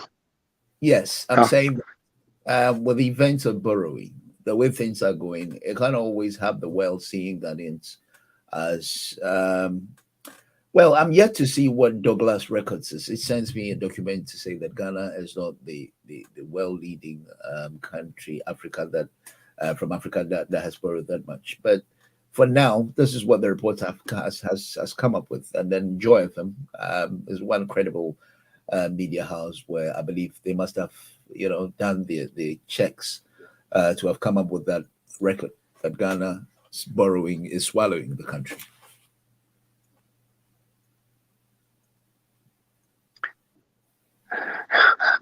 Dr. Morton, can I say something? Well, go on, sir. Right, thank you. I mean, we've all been talking about borrowing. We know that we've borrowed so much. The question is, what has been the benefits of the amount of borrowing? We are not worried about how much we have borrowed, but what have we done with the borrowing? And this is the question that the Accountant General and the Auditor General must answer. But we don't want to politicize it, maybe because they are doing a good job. They have tackled so many projects that are ongoing. We just simply need information. That is what is not coming to the people of Ghana. Otherwise, it would be wrong for anybody to say, we are overborrowing and all that, without understanding what we are talking about. We need an honest information from the Ghana government. Ministry of Information is there. Ministry of Communication is there. They must communicate information to us. They must give us information that we need. Then we will be satisfied. Otherwise, they can really put their tools down, and the better people will take over administration of the Republic of Ghana. We may not probably need the 2024 general elections before there's a change of government. If in fact the government is totally useless and hopeless and just borrowing anyhow, then they must be honest to raise up their hands and let a different set of people take over administration of the country. We have reached a situation where we need answers from the government. That's the way I'll put it. Anyway, so Chairman, what are we going to do? I mean, it comes in day in and day out of the borrowing. Is there anything we can do? Yeah. Yes, the only thing we can do is what I've said. Look, we need the Auditor General to confirm how much we have borrowed actually and what we have done with the borrowing. There's nothing wrong with borrowing, mind you, but we want to know what things they have used the borrowing for. Is it paying salaries of government civil servants or what? Or doing projects? Where are those projects? You see, where are those projects? Or are people siphoning the borrowing into foreign lands, acquisition of private property so that when they leave government, they go and enjoy, as it has been done by previous governments after governments, buying properties in foreign lands and paying cash from the borrowing, Ghana government borrowing? Some people use it for their personal expenditure outside Ghana, or even if it's inside Ghana, they build post houses in Ghana when they cannot afford with their salaries. That's right. These are some critical questions that need answering. That's why we need a full accounting for the amounts that we have borrowed. What have they done with it? Ghanaians want to know. Dr. Martin, Ghanaians want to know. We are not disputing the fact that borrowing must be taking place. But what they have done with the money, we must know. We are entitled to do that, because we voted the government into power, not the other way around. So we need these questions answered. We don't want to listen to Fitch reports or IMF reports before we know what is going on. We are entitled to be told, confirmed by the Auditor General. Well, Dr. Morton, I hope we can scoop out this from its reliable source. But what they've done not too long ago, the IMF accused Ghanaians of mismanaging the economy with the money they come from the IMF, whatever they use it for. To get the very details of that, but I had to look at that in future. But Chairman, with the fitness of Akufo-Addo. According to Simon James, the man is not fit to lead the country. What I'm not sure is whether he's talking about. I know it's as mental fitness is one, but any other, fitness is talking about. Maybe we yet to know. No, I wouldn't. Not until a medical doctor has confirmed that the president is unfit. I don't think it would be good enough to say the guy is not fit because he's in position. He comes to talk from time to time. What we need of him to see good leadership or strong leadership, that is not happening. That is not happening because some basic things, Dr. Morton, are not happening in Ghana. Right. And you would be disturbed. The roads, even the most important is the roads in Ghana. Go to Ashanti region, go to Western region, Central region, Greater Accra region. The same problems. It is not right. That means the economy or the country is not being well managed properly. So it's not about the individual fitness of the president or not. No, after all, we don't need him to physically fix the roads and stuff like that. We need good leadership. That's right. That is what we believe is failing us. Well, thank you very much, Amonyosa. Let me get to Joe, who's back on the show. Joe. Yeah, Doc. So for how long are we going to get the IMF, putting us under the lens of the world? Well, let me also say that I agree totally with what Mr. Kitty also is saying. And it is that part of reasoning why Sami Jemfi is saying what he's saying. Because leadership is supposed to be accountable to the people. And so when the leadership is taking all this huge amount of money, yet there is no project to show and there is no accountability to the people. I mean, this is only outrageous and it's only, mental illness that would account to that. Because you need to be, you are supposed to be accountable to the people. Show the people what you have done. Recently, when the president went to the parliament, the State of the Nation's address or whatever, he said he had constructed road to the effect that that if you liken it, it is like the road he has constructed is like from Ghana to UK. That is the amount of road the president has constructed. And when people raise issues, he said, "Oh, if you are blind, you need to open your eyes and see. Open your eyes and see." You see, I think Mr. Kitiosen is in Ghana, and he is giving a fair a deal of what is on the ground. So what we are saying, or what I am saying, is that look, sometimes I understand where Mr. Kitiosen is coming from. Yeah, whatever the case might be, we might need someone, we might need to borrow, but then we need to also generate certain policies or raise out certain policies that are in favor of us, and that will propel our economy to the better height rather than every day running to IMF and all that. Look, we are borrowing money to do this school feeding program. Stay on the line for me 1 minute.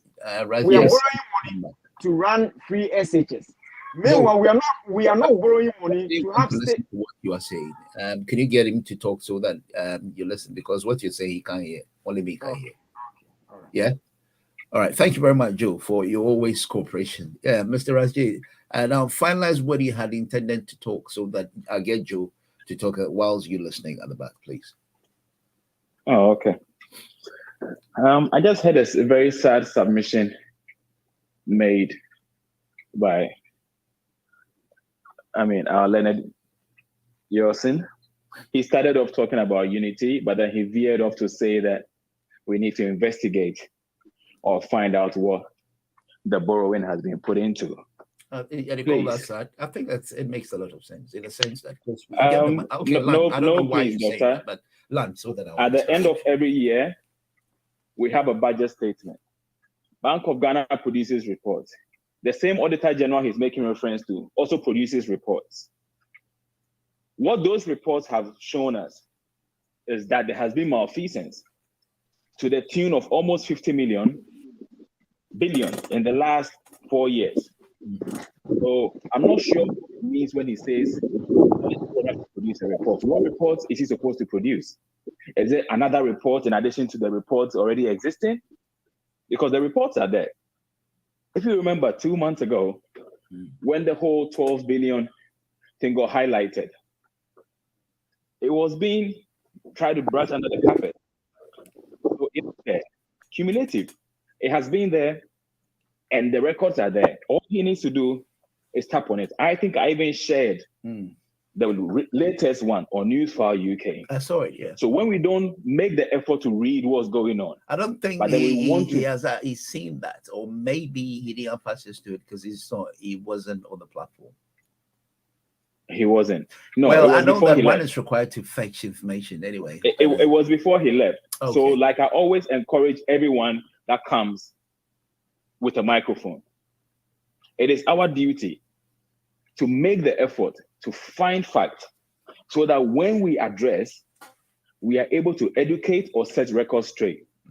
Because when we just come and we share our feelings or opinions, if it turns out not to be true, it makes the whole thing a charade. Okay. So yes, the unity thing is good, but the unity thing is directed at the wrong place. What is the strength of CPP? If we are talking about rescuing Ghana, CPP and PPP combined don't have 5%. So let's be realistic. I keep saying the only viable party to take power is the great NDC. I know that all of you listening know that, whether you want to accept it or not. This is why the current administration always makes any effort to be throwing dust into people's eyes to cover up their wrongdoing. How can you be borrowing money and we have to be going around? Oh, I don't think your line is. Anyway, so at least we trying to find it. Okay. When John Mahama left office, he could not lock it up. The Dodowa Hospital is there. He couldn't lock it up and take the keys to his house. Bank of Ghana Hospital is there. He cannot control the hospital. He's not in office. It's a state asset. The Terminal 3 airport, of which certain people have become beneficiaries and their next of kin, is still there. It cannot be controlled by any president who leaves office. So the Tema Port, generating revenue, the biggest in West Africa, is there. That is how projects are referred to. Okay. You don't go around looking for projects that are in the cloud. All right. Let me not All take it Joe's means time. is that simply we can see people that have now built buildings and relocated VRA staff to come and rent their property. Private person, also a member of government. That's how you trace things. There are no secrets. Accra is very small. So when somebody steals money and they spend it here, the evidence is there to clear. Okay. Thank you very much. So please, doctors should not go on that tangent of we need to go and find. All right. I will be more than happy if he doesn't have it to directly send him the last 4 years, which a Google search simply will bring those reports up. And if he takes his time, next week when he comes back, we can have that same conversation of what the money has been used for. Because the Auditor General has clearly said over and over again at the end of every year that money has disappeared. Okay. All right. So we have 10 minutes that to points 1 straight to o'clock. corruption. And read Facebook. Our sister Kushi Ablo Mills Royal said, for real, the country has lots of resources. Why do we go out to borrow? We'll talk about this another day. Joe, thank you very much for offering us that space of time. Otherwise, he wouldn't hear what you have to say. So now that you got the floor, when you come, and then I'll go to Chairman Yosin again, please. Yeah, Joe. Are you there? I don't think Joe is there. All right, Chairman. Okay. If Joe is not there, okay. Let me get Chairman Yosin. Chairman, you no, had... no problem. Yeah, Dr. Morton, I thank my brother for his submission. Yes. That was wonderful. But the current state of affairs needs much to be desired. That is why I suggested or I'm asking that when the IMF has come out clearly that we have overborrowed, it's worrying for all of us as Ghanaians. So it is up to our leaders today, our president and his ministers, to come out instead of State of the Nation's address, ignore that one and come respond to IMF what they are saying, whether true or false. They are telling us we are borrowing, and we must come out. I know there are audit reports. Audit reports are beautiful essays every student of economics can easily write. Okay. I can sit in a corner to write a State of the Nation's address or even auditors' reports. I can sit in a corner of a room to write that. It's not everybody who is privy to the auditor's report. But as allegations have come out that we have borrowed and overborrowed, it means there's something wrong. So we need a government official to come out to challenge that idea or to dispute it or correct or amend or improve what the international community is saying about Ghana. Comfortable thing. All right. So please. That's fine. I've got Mr. Asante on the line. Come on, I can hardly hear your line. Someone come you, Papa. I can hardly hear you now. Your line. I don't know why. Can you hear me, Chairman? His line is frozen. All right. Good afternoon, Mr. Kofi Asante, aka Segabu. Good afternoon, Dr. Morton. How are you? I'm very good by His grace. Thank you very much. And I do hope all the audience, your panelists, all the friends who contribute, they are all fine by His grace. Right. So, on the contrary, what I put across about the loan, the president's fitness to lead the country, and then what I didn't see you tackled was the age of 6 to 15 years old to get the Ghana card. First of all, you want to respond to all the three in summary with what you have written. If you want to summarize it for us, please. Well, I've made my opinion clear on the radio. I'm not pretty sure whether you read them or you said them on the system. I read them twice. It had been third time and to look at what Samij and Fees, if not impudence, to talk about the fact that Akufo-Addo is not fit to rule the country. And then why was he saying that? Well, because to his observation, I mean, he's one of our leaders in this country. Is it because of his age or because of his performance? Because he was copying the speech notes? Why was he saying this? Well, copying the condolence apology listing is also has come up as Akufo-Addo, somebody who could do better than just copying somebody's condolences and things like that. Was it written for him to copy? Whatever he was writing, was it officially written for him to copy? Well, all over the world.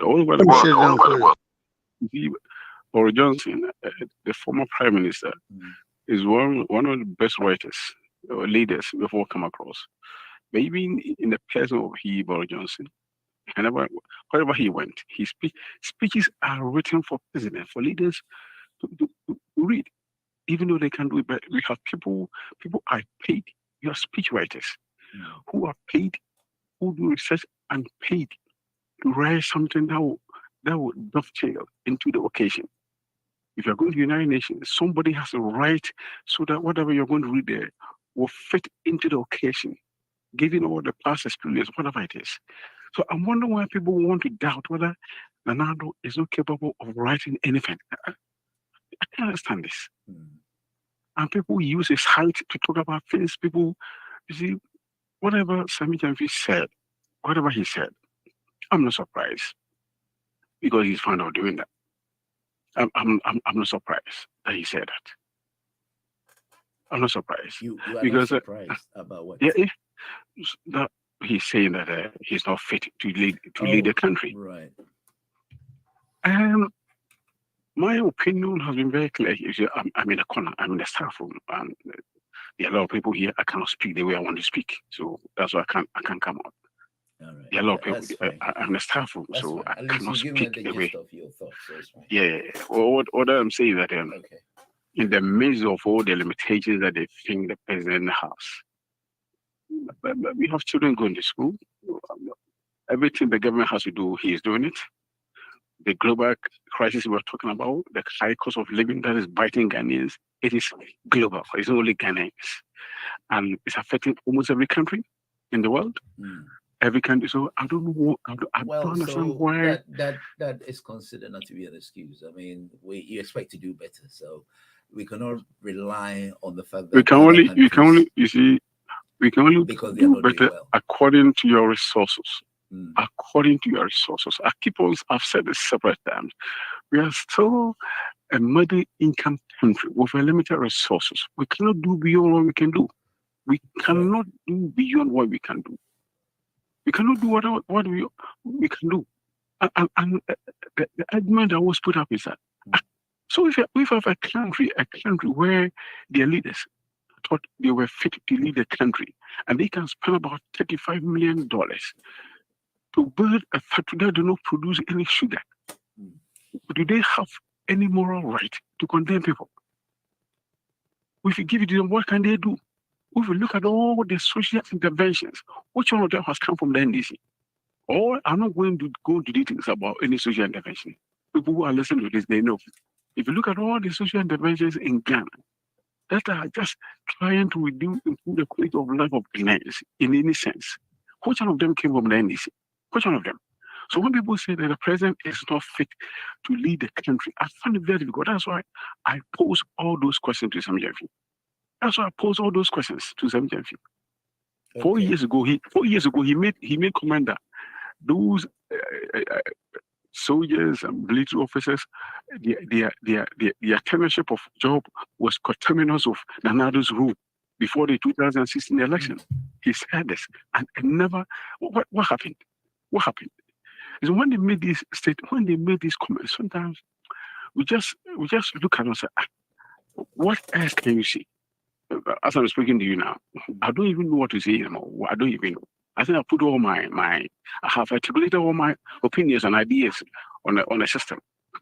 I'm the staff room, and a lot of people are here. I don't want to be so agitated here, and people might think that maybe I'm going cuckoos here. So I better leave it here because there are a lot of people here, different teachers here. Thank you and I very cannot much, be here being so agitated if I'm talking about something else.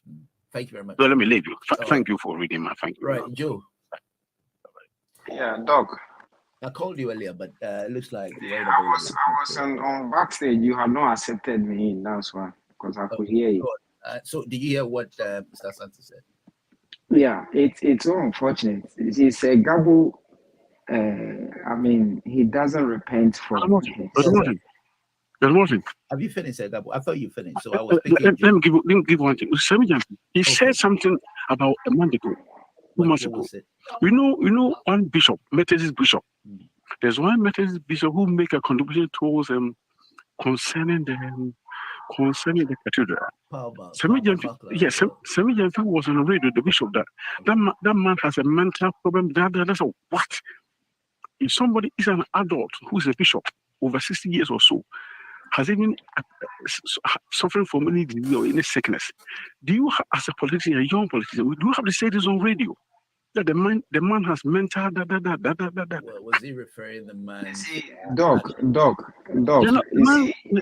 to ask Mr. questions. You need to ask him. He has heard the man has mental. I'm saying this is on the radio. Okay, Mr. Gabo, what I was asking is, was he saying that in referring to what the man had said, or was the mental thinking? From what the man has said, he was even talking about the man's mental state of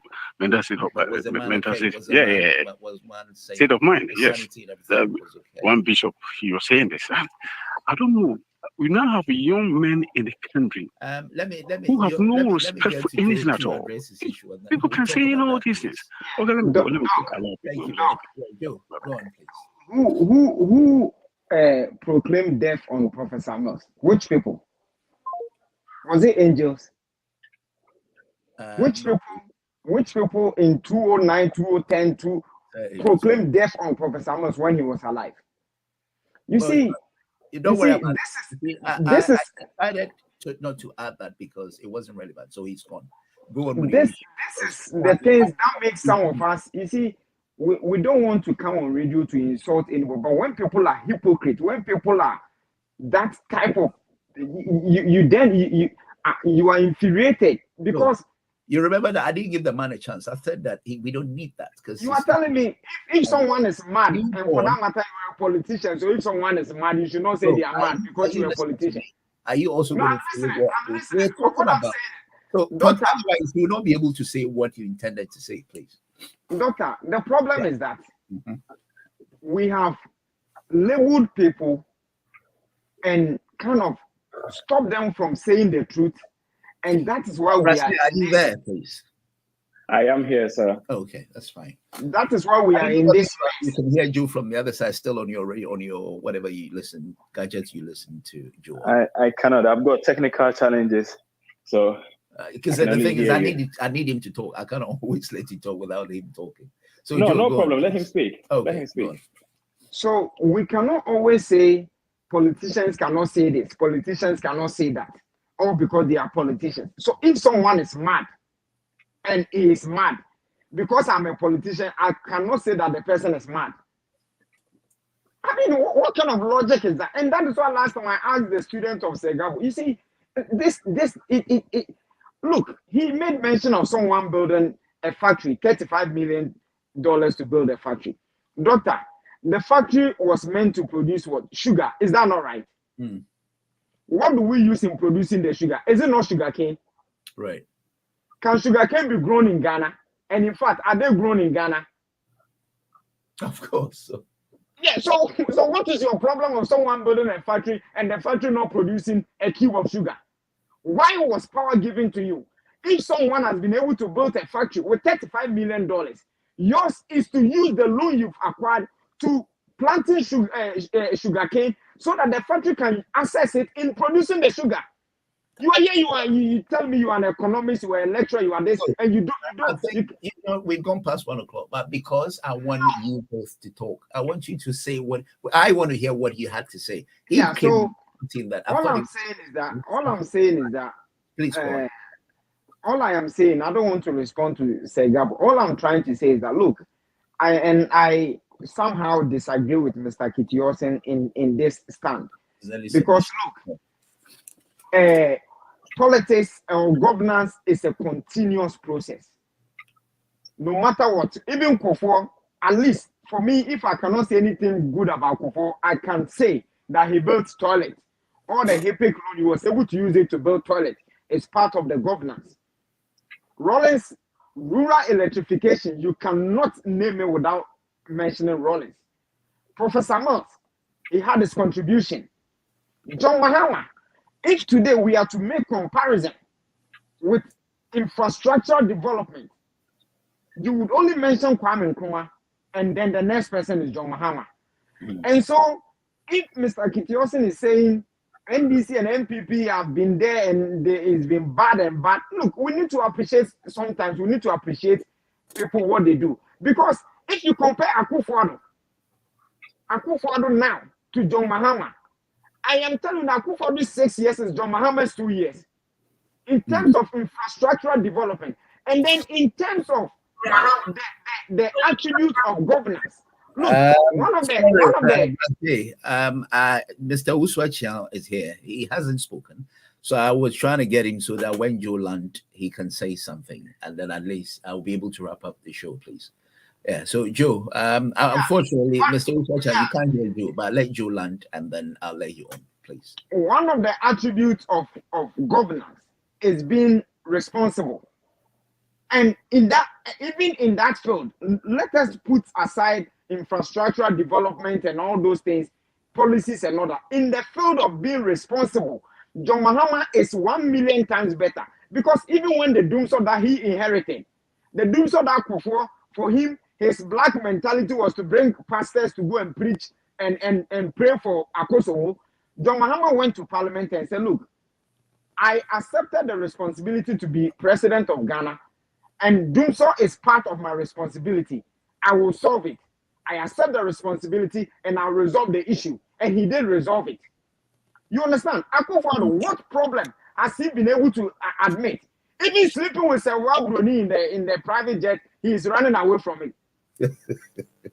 You understand? So anyway, he's as I told you, the comedy played very active role. He was inclined. I have challenged you to you. I have given you 2 challenges. You've not been able to respond to one. You told me Kufuor was named as the best president, Ghana or Africa, whatever. You've not been able to prove it. You told me Akufo-Addo is the best leader to have solved COVID. I've told you, give me evidence. You've not been able to prove it. I will. So all I am saying is that Mr. Kitiosen, I believe in the ideas of Dr. Kwame Nkrumah. In fact, I love Dr. Kwame Nkrumah to every bit of it. But the point is that when you are being chased by an armed robber, by a killer who is armed to the teeth, wanting to kill you, you don't stop for a breath and say you are going for a honeymoon when the armed robber is not tied. You have to run faster. Today, that armed robber is chasing Ghana. We don't have the luxury of going to form a union party, going to merge a party that has 3% and another that has 1.5% to form 4.5%. When are we going to get a 50+1? Okay. Right. So 2 minutes for me, please. Please. The next government, the person who is credible, who is sensitive, who is responsible, is the NDC government. Let us use, all of us support the NDC, bring the NDC to power, take these armed robbers out, and then we can think about forming a third force or forming our 2%, and take 20 years to come together 40%. Thank you. All right, Mr. Uswechian. Good morning, sir. Good morning, Doctor. Good afternoon, Doctor. Sorry, have you been listening right from the start? Doctor, I told you that when my own people, Joe, Angel, and Sabato, when they are on your show, I listen, take pen, and write what they're saying. Okay, so you read about the counter reaction that Mr. Yeah, but what is Sega was saying that Savage and said, Akufo-Addo lack mental capacity. Yes, Akufo-Addo is bankrupt when it comes to governance. You agree with that? More than 1,000%. Okay. Akufo-Addo lack mental capacity when it comes to governance, when it comes to presidency. You make an issue with the copying little of the condolences. Sabian food words is just you are missing channel. Yes. It's about the time of Akufo-Addo 7 January 2017. He said, if you want to steal money in my government, go to private sector. That was a lie. The man is a scam. The man is a con man. I don't want to shout, but Segabo make me angry. No, don't be angry. Yes, I'm angry. 2016, Segabo and Co. They organized demonstration against John Dramite Mahama in UK. And they say, Mahama is a thief. Mahama is a thief. Mahama is a thief. Akufo-Addo ye konfo kese konfutashia moa. Last week I told you that a whole special prosecutor said, you are the mother serpent. Ona we konfutashia moa na wona wojije omuso. Sakano movie it passed through the presidency. Yes. What happened to Ejapa? What happened to PDS? What happened to the excavator? Over 500 excavators. I mean, Doctor, can we compare to Wyoming case? Can we compare it? The so-called Achim Mafia, the small group, every sector they have taken over. Another, the most mistake Ghana did vote for Akufo-Addo for 2016. The biggest mistake ever. ever. Doctor, do you remember? Dr. Baumia said, if you do propaganda of the economy, the exchange rate will expose you. Doctor, can you ask yourself, what is the exchange rate currently? Pound sterling, American dollar, euro. It's very sad. It's very It's sad. not bad. It is very sad. And then the former or late vice president, Amisata, said, you cannot use textbooks to run the economy. Nanado, Baumia, Kenufurata, and Co.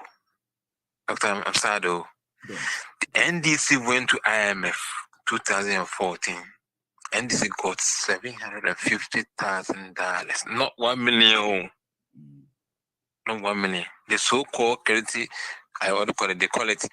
I can't remember the term they use. I can't remember the term. I forgot. You mentioned it. I think you or somebody mentioned it on your show this morning. That 750,000. Look at the noise they made. The Ghanaians. This the Eurobond rather. Mama to Ghana to IMF. we can't hear you. Can you hear me now? No, I can hear you. Jules was saying something, but I'm saying you can't hear him. He was talking about the Eurobond. Yeah. John Mama took Ghana to IMF, policy credibility. But listen, doctor, that is it was $750,000. Now the Kufuor have gone for $2 billion. So where's the money? Now they are going there again to acquire another $3 billion because of COVID. It's not sad. Segabo, I'll call you back. I've got Mr. Chan on the line, so Segabo, if you come on and just talk about, yes, I've said it. I said Nanato lack capacity, lack mental capacity to run Ghana, and you know it.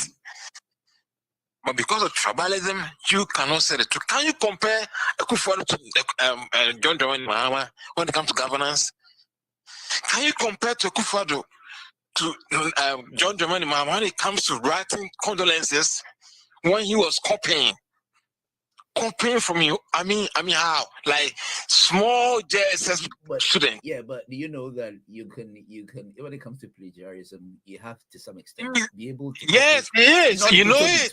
Not little, but at least the plagiarism you can pick up some few words, but not the word-to-word kind of copying. Do you know that? Well, but as you saw John Dramani Mahama also writing, he didn't look at any book, he didn't copy. Yeah. Even in the universities, when you're writing certain things. Yeah, I know, but this is not exam center. But let me tell you, doctor, just mark this. Just take a scale in way between JM and Nanado when it comes to questioning, when they are talking. Every sector, Akufo-Addo cannot answer questions. I'm telling you. Mama sometimes said Akufo-Addo is scared of him to sit on the. Well, when it comes to in terms of percentage, John Mahama is far better than Akufo-Addo. Yes, he is. Look at this man. Oh, 2016. It seems he is bringing heaven to Ghana. I mean, look. Now today, there was a desperation to come to power. Doctor, this year January. This year, 2012 January, we were buying bag of cement, 30 Ghana. Doctor, we are all doing projects in Ghana back home because they say to continue here, now, bag of cement is going for as far back 80 Ghana. My goodness. Wow. It's crazy. Yes, 80 Ghana. Is it not true, doctor? Oh, yeah.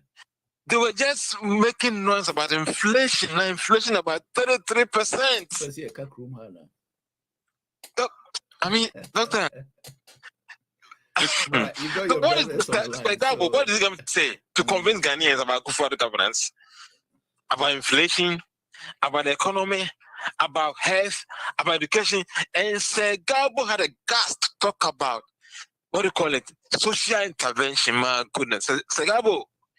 Next week, I am going to bring you 2017 number of social intervention the MPP mentioned. I know you are always with the exclusives. Yeah, because you run away.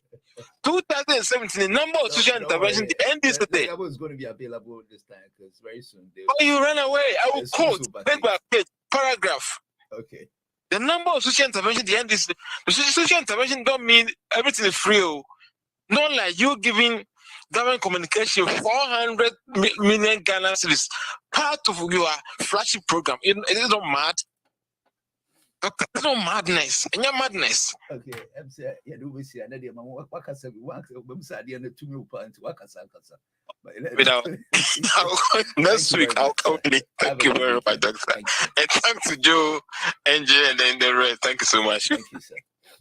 Okay, I've got Ras J. Ras J. Hello, is Ras J there? Hello, I don't think he can hear me. Let me get Segabo to respond because he was calling as I said. I will call him back. Oh, hello. Yes, sir. Sorry, sir. Mr. Achian was on the line and he was reacting to your submission to Samajan Fee's, claim of Akufo-Addo, not fit to leave the country. Trying to make certain comparison. And all that. So I thought you were listening, but since I decided to pick you back, you can add whatever you wanted to say, please. Just one comment. Okay. All those who are not happy about another's government, okay, all the disparaging remarks, so those who are calling him Zacchaeus, those who are saying all kinds of things. There's one thing that's very clear, that they will try to persuade Ghanaians about the then performance of Nanado's government. But I'll tell you the truth, Ghanaians would refuse to be convinced. They will continue to persuade us using all sorts of diabolical ideas, lies, insults, tension, emotions, confusion, some even clamoring for a coup d'etat. But I tell you the truth, their persuasion will fall flat. Ghanaians would refuse to be convinced about these negative emotions. They are spilling around the country. They do not work because we are all seeing the relative achievement of the government, given its limited resources at its disposal, even in the midst of pandemic, even in the midst of global financial meltdown. It will not get anywhere. So I'm not surprised about Samajan Fee's comments. I'm not surprised at all. Okay. I'm not surprised. Why are you not? Yes. Why are you not surprised? This is because serious. I'm not accused the president of not being fit for the country. Oh, but before 2016, during the election, our dear former President Mahama, somebody is calling another Zacchaeus. But I will always call our dear former President Mahama. I will respect him because he was once upon a time our president. Yeah, even though I never voted for him. Apart from you, maybe you wouldn't, but there are people who also all right. Insult yeah. He even said at the NDC party campaign ground, he said that he described Nanaado as shorter than anybody standing there, and most of the NDC members there, they were shouting, no, don't say this. Then our dear former president added that not only did he say Nanaado was short, he said that he would die before of them. Then he had to add, "Oh, I also die." You see, look at that. Just look at the connection. Look at the connection between the leadership of the NDC. Both of them, I don't think. Yeah, you look at the connection. Yeah. Ask him, Doctor, ask him who proclaimed death on Professor Mills, please. Positive. You allow him to say all this. His own president of the Republic. Call him Zacchaeus because he thinks in short. Did you hear about anybody proclaiming death on who was it? What's Nanaado or something? Professor Mills. The NDC were proclaiming death on Professor Mills. Do you know that? And then people want this. Yeah, they were saying that these Professor Mills was going to die, and it's as if they weren't directly happy, but it looks like. You know me. Anybody who come across me within 5 minutes, we know that I'm such a pleasant person. Yeah, I love people. You will agree to say things. I would never, I've never insult people and say all kinds of things. Anyway, thank you very much. So I'm not. That's why I'm not surprised about what Sam JP is saying. But what I'm saying is that no matter, they can spit. They can spit anywhere. They can spit any expression to describe the government. But I tell you the truth, Ghanaians will not be persuaded. We shall refuse to be convinced by the persuasion, and it will get nowhere. We are in charge, and we shall deliver the goods for Ghanaians. It is the MPP government that can deliver Ghanaians to the economic Eldorado we are looking for. As I speak to you now, we have set up more than 100, 1 district, 100. How do you feel? Go ahead. With the reports about the borrowing that seems to be coming into the limelight all the time. How do you feel about that? The report about the borrowing? Yes. My friend, we already landing here. Do you know what they are talking about? The borrowing here. Well, I know the borrowing here. But what I'm saying is, you know the problem that's hanging on our dear brother Kwasi Kwarteng, the chancellor here. That's not what the people are saying that his policies will not even the borrowing. No, you see, let's deal with what's happening. Let me say this. But you cannot compare Ghana to UK. Yeah, you can. You're talking about economics. You can. How? You can. Why not? There's a vast difference. You can tell. No, you can. In some sense, you can. Who says so? You see, time may not permit. But one day, I think one day I need to come to the radio station and explain why you can compare. Okay.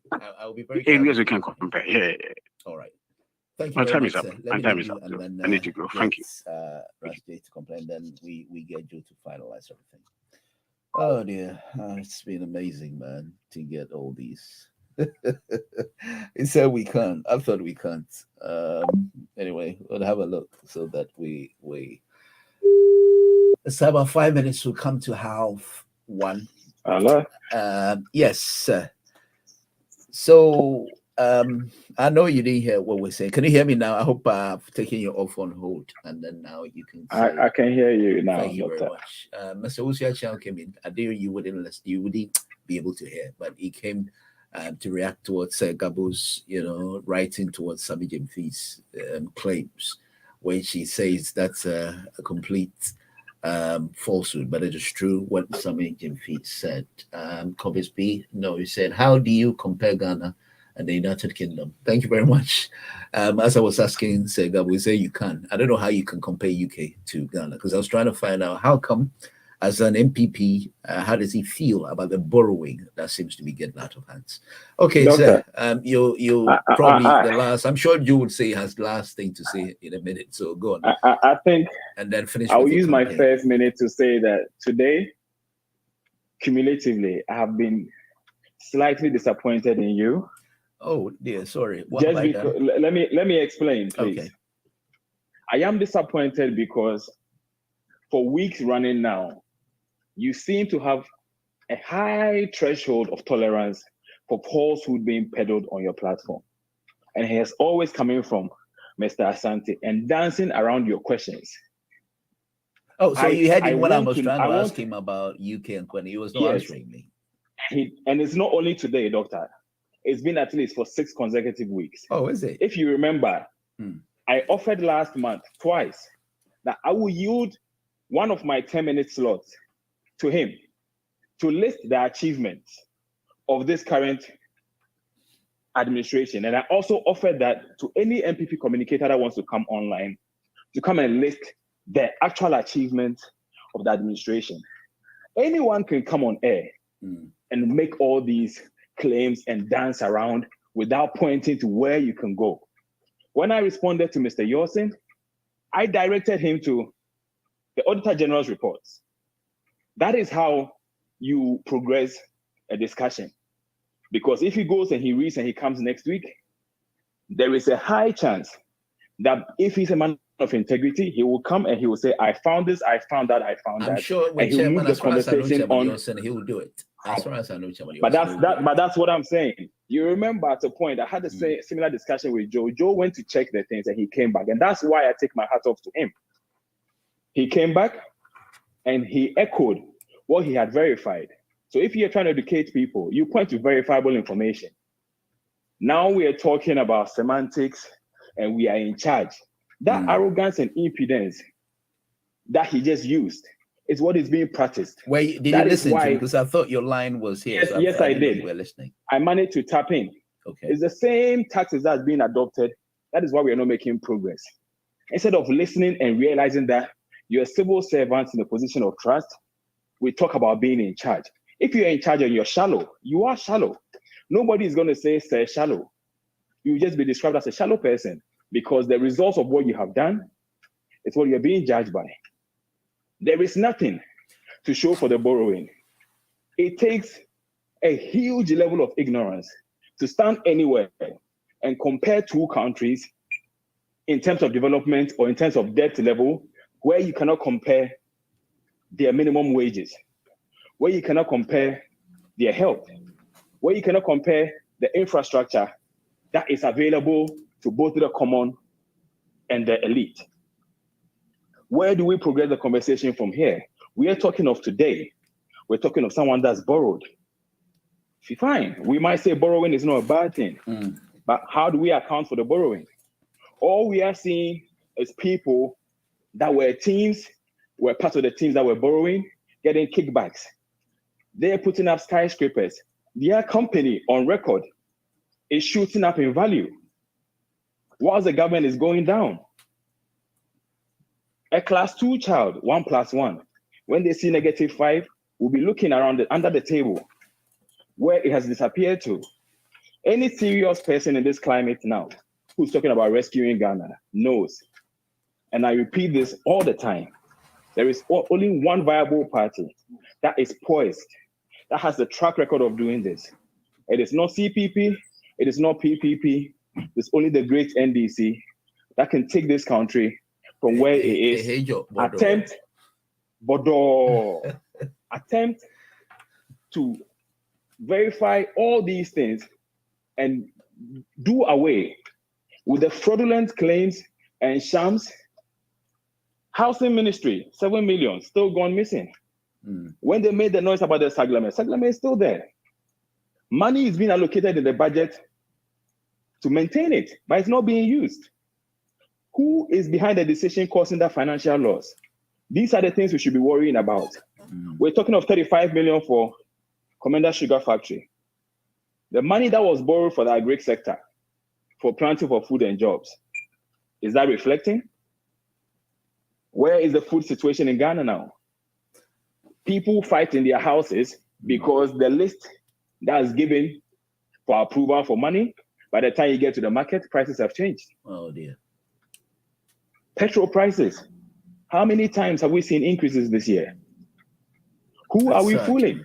Sad.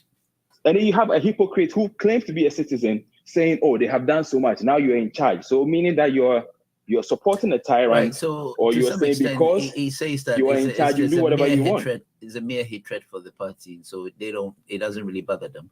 Whatever it Doctor, is, we can go on. There is no petrol station in this country of Ghana that I know that you can turn up, and because of your love for the president, you get discounted petrol.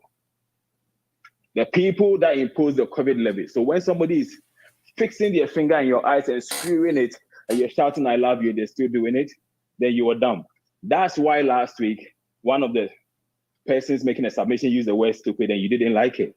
But yes, it depicts stupidity because all this is happening around and people are still being fooled by rhetorics.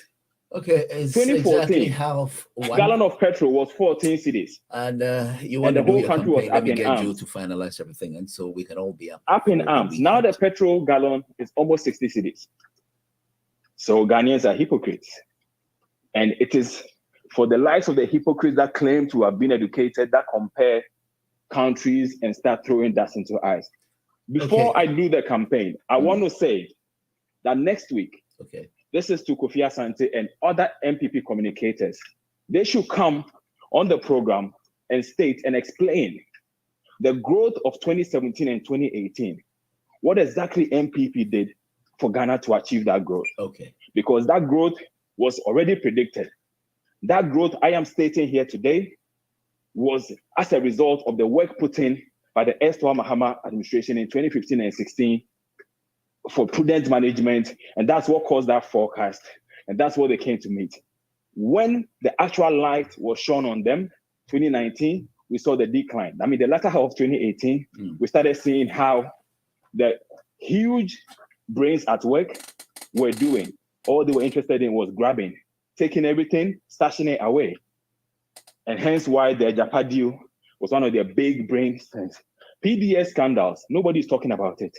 The money that was made away with. Well, if you say you're gonna Ghanaians have such a short memory. Let's just end it here. Let's go. So you are aware we do have a problem. Yes. Everyone in the country, continue. The great NDC is organizing its internal elections. Look for your local branch. Get involved so that tomorrow you would not say, oh, I wish I had done something earlier. Corner, you know? It won't be long. 2024 is just like tomorrow. Yeah, just don't wait till election bells are sounded. Start today. But you start with doing your due diligence on what is happening around you, why it's happening, compare sector by sector, at least go back a decade and you will know the truth. It's not just me saying that because I do belong. I am very proud of the party I belong to. There is nothing more honorable in the Ghanaian political space now than communicating for the NDC. Because you don't have to tell any lie. Anyone coming will be throwing words out. All right. Join NDC today. Raske. Let's rescue Ghana. You're brilliant. Stay blessed, fellow Ghanaians. Thank you very much. All right, Joe. Yeah, Doc. You want to finalize it? Yeah, and I need to thank you for giving me that opportunity. I know you always have last word. You say 1 minute. Unfortunately, Segabo is not listening. So I expected you to do campaign for the CPP as well. Yeah, you see, I would want to, but the point is that there's no point wasting your time. He's not going anywhere. There's no point wasting your time. We have a country. We have a country to save. They come out, and I have on record somebody from CPP saying, "Oh, they want to force the hand for a runoff." That is a joke. But they are not ready to take power. They just want recognition. PPP and they're coming together. Doctor, all the small parties combined, the likes of Percival, the likes of the fraudulent people that all stood up, that they were political parties. How many of them have offices in half of the country? Let's be serious. When we are having a serious conversation, let's focus on being serious. And all this 1%, 0.12%. Come on with it could be 10 parties and, all to come up. Who came sometime back. Really? Really? No, with a cane? Mr. Tegwa is taking my time. Okay, so go on. We're having a serious conversation. Let you land. Don't let us go there. Thank you. Go on. So I am grateful for the opportunity you have given me. And like I said, Mr. Segabo is not listening, so it's hard. But you see, I would urge that you tell him to save his sympathy. Okay?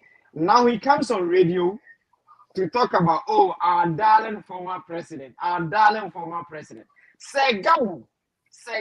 is on record sharing a video, an alleged video done by SMP TV or whatever, an MPP affiliate TV, saying that John Mahama killed Professor Mills. He comes on radio to say, our darling former president. You see, you cannot fool all of us. You've got that with you. Of course, that I will pick it up from the platform and share it with you. Please do. He cannot fool all of us. Not all of us are fools.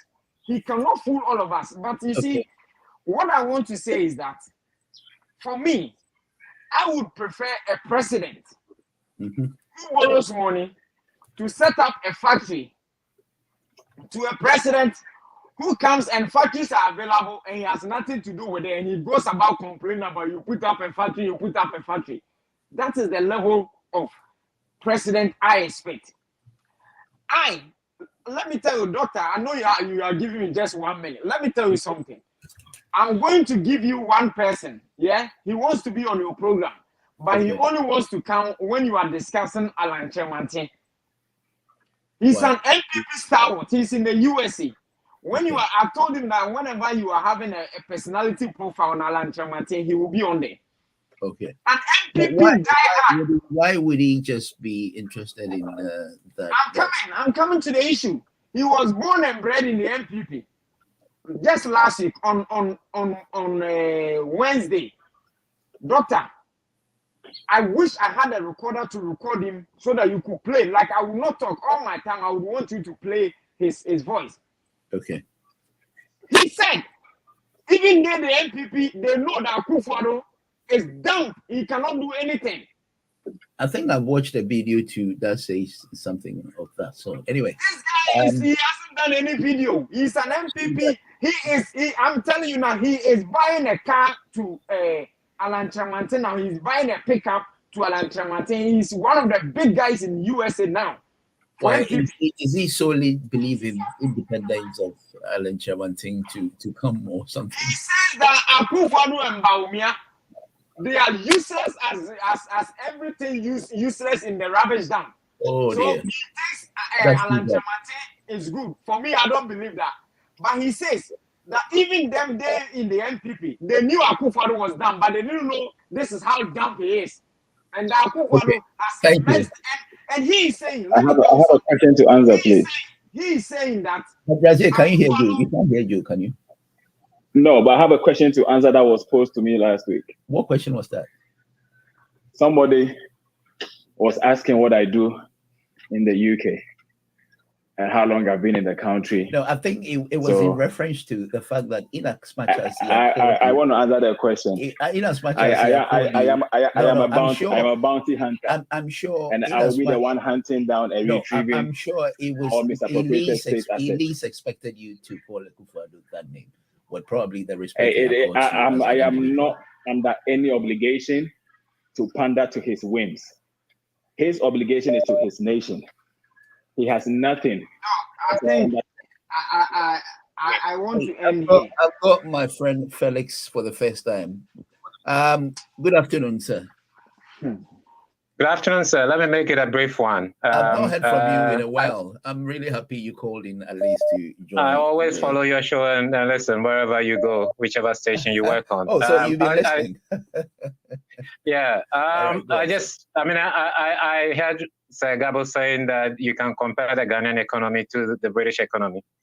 There's one simple reason why we have to stop making that mistake. There's something they call the concept of exorbitant privilege. We don't have that. And because we don't have that, it's not possible for us to compare our economy to the British economy, to any economy within the European Union, to the United States economy. In fact, to all the economies that have currencies that are considered to be the reserve currencies of the world. What is this? What is this whole concept called exorbitant privilege? There are some countries in the world, because of the currencies they use that have been designated as reserve currencies of the world, such as the euro, such as the dollar in particular, the euro, and in our case, the British pound. They have that privilege of literally printing money to pay off their international obligations, debt. We don't have that. If the British government owes Ghana any amount of money, whether in terms of trading, whether in terms of even borrowing, Kwesi Kwarteng can just ask the Bank of England, the governor of the Bank of England, to literally print pounds to pay the debts that they owe us. The United States does that all the time. They don't really have to work to pay off their debt in most cases. In our case, if we owe the British, or if we owe any country in the European Union, or even we owe Togo, we have to work, produce something, sell it, make profit, in effect, recover costs, get international currency, and go and settle our debt obligations. That presents to us a challenge. Most often than not, we are not able to export enough, recover costs, make enough profit, and pay off those debts. And that's the reason why we keep going back to go and borrow. It's a challenge that not only faces us as a country, but it faces most small economies where their local currency are not internationally tradable currencies. Right. And that is a big challenge. Okay. We don't have that. That's the reason why you can't compare our economy to the UK economy. I think if the UK owes Kenya, it was in reference. If the UK owes Kenya, the Kwesi Kwarteng can ask the governor of the Bank of England, print some pounds for us. Let's go and pay off Kenya. Yes, it will generate inflationary problems, but the Kenyans will still accept the pound because it's an international tradable currency. If you owe any other country in the European Union, the central bank, the EU central bank, can just print euros to pay off some of these national debts. Yeah, there will be inflationary challenges within the eurozone, but these are internationally tradable currencies. And we saw that when we had the financial crisis in 2007, 2008, where effectively some countries doubled their national debt overnight. We can do that. You can print enough cedis as much as you can as the governor of the Bank of Ghana, of Bank of Ghana, but you can't even use those cedis to pay off your debt in Togo. I think he wasn't saying in reference to the currency and how it weighs and all. Well, the currency is a significant part of our economy. This is what I'm saying. Whether you like it or not. I think it was in reference to. So you can't compare our economies without taking into consideration the currency. Okay. Because frankly, who really cares? Exactly. But I think it was in reference to the fact that everywhere. That is why we are struggling, and that is why even the president himself in Ghana sees the importance of this echo currency or something of the sort. Whether they are working towards it or not, I don't know. But having an internationally tradable currency and having one of the reserve currencies of the world gives you a certain amount of privilege, which the United States has all the time. And that is the reason why anytime anybody threatens the United States dollar, they come at you, and they come at you big time. Because working, producing something, selling it, making profit, recovering costs, and then using part of your profit to pay off your international debt obligations is not easy compared to just asking the governor of your central bank just to print dollars for you to go and pay, or print currencies for you to go and pay. I end it here. Have a good day. Thank you very much, sir. That was Felix. Felix, over the few months now, I've not heard from him. It's good to know that he was actually listening. I'm sure what that was said about the comparing UK to this country is what got him to join the conversation, because they thought there's no way you can compare UK to Ghana. Rasjay, sorry, I wanted to hear from how do you call it, the what he also has to say, since he's been calling in all this time. If you're on the line, you can continue, Rasjay. Okay. Sorry for cutting you. Otherwise, I only have pick his call, and then Joe couldn't end. Please go on. What you want to say? Not a problem. I am sure I am not the only person slightly appalled and amused by that comparison of UK, the British economy, and that of Ghana. And Ghana.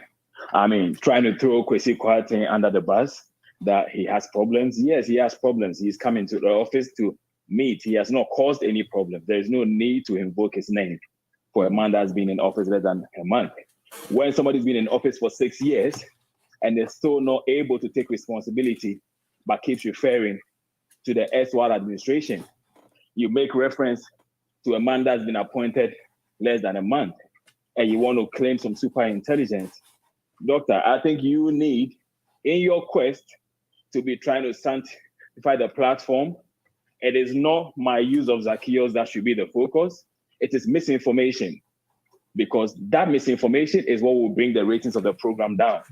When people listen and they get informed, they get information they can verify, it would equip them to make informed decisions so that they are not fooled. Some people are very angry at NDC, and that because NDC did not tout the achievements. Joe, are you still there? Enough. Yes, please. Yeah. This came from an MPP stalwart that said, "Oh, I just found this out. How come you guys didn't speak about this?" What the S1 administration did was just got on with the job. Mahama always used to say, posterity will be the judge. He was just working and working, not so focused on the pomp and pageantry that goes with regional tours, launching of projects that they have no intention of completing. My word to the Ashanti region people: hold government accountable for the Buankra Inland Project. Make sure it is completed for you. Make sure it is started.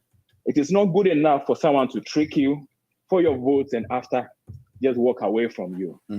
Find out how the Kumasi airport expansion happened. Who took the money when it was planned for?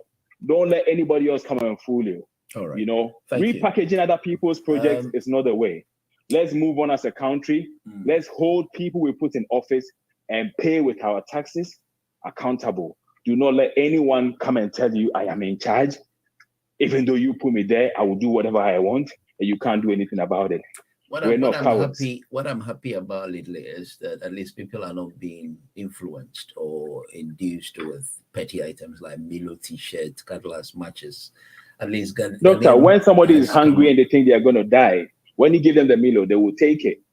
The problem is the people like Kofi Asante who consistently will throw dust into people's eyes when they know very well that people might not have the means. Even buying data in Ghana to search for information, doctor, you won't choose doing research over your plate of food for your family. When you have kids that are hungry, you will rather buy them yam for them to eat now, hoping that tomorrow you get something that sits on the internet with 5 gig trying to find out who built what airport. Because you have no means of traveling on an airplane, you have no means of doing any business at the airport, so you will not be looking at that. The reality on the ground is that people are hungry and people are struggling. Joe, so that at least you've clarified your point. Joe, finalize it. Let's go, please. I think Mr. has started his campaign already. So Thank you very much. Ongoing, doctor. Thank you very much. So there is a fight that awaits us, or a fight that is still ongoing, and that fight is to save Ghana. Okay. Now, the level that this MPP government has taken us into is unprecedented. Nothing seems to work. The tax-free SHS is not working. Yesterday or 2-3 days ago on the news, parents were saying they would prefer paying school fees to having this free SHS because the cost of the free SHS is even more burdensome than when they were paying school fees. I am not saying that it was going to be that free thing. Like, they weren't going to pay anything at all. It was just. You see, it is not about the problem. Is not about the free SHS. The problem is about the management of the free SHS. The president believes in sloganeering, so free SHS, so it is there, but there is no, proper planning for that free SHS. I have advocated for, look, we can have free education, but people who opt to have a burden, those parents who want to have a burden for the awards should pay for the burden because it comes as a luxury. That is my position. But you see, it is not about me. It is about government coming with clear managerial policy. And of course, it is not forthcoming because if you have a president who copies, how do you call it? Condolences. Who copies? How can he have a brain to think about? All right. Do have a good day. No. Let me land, please. Let me land. Okay. So there is a country to save. We don't have that luxury of joining 1%, 0.1% parties to form a third force. The one who is killing us has not stopped. The corruption each day increases under Akufo-Addo's government. All right. We only have to. Yesterday, I was listening to a farmer who says that he's even surprised Akufo-Addo is still in power. A farmer, he's not educated. He hasn't been to school. He says he's surprised Akufo-Addo is still in power. And so he doesn't know what Ghanaians are thinking. And so it is up to us to come together as a united front and fight this government. Let us support the NDC. We have seen in the 2020 election that the NDC won the election. It was only rigged by Jim Mensah and the Supreme Court. And if the people of the Volta region, please, Doctor, my last point, then I'm gone. If Nogopo is working, then please let us use Nogopo in 2024 because we are not going to sell our future to this corrupt government again. If anyone tries to drive us into the abyss in 2024, Nogopo should work. Nogopo should work. Bro, please. Thank you very much. I rest my case here. Thank you. All right, Rajay, you call back again. I know you had your time, but it looks like if you whatever you have, we'll be snappy in a minute, please. Okay.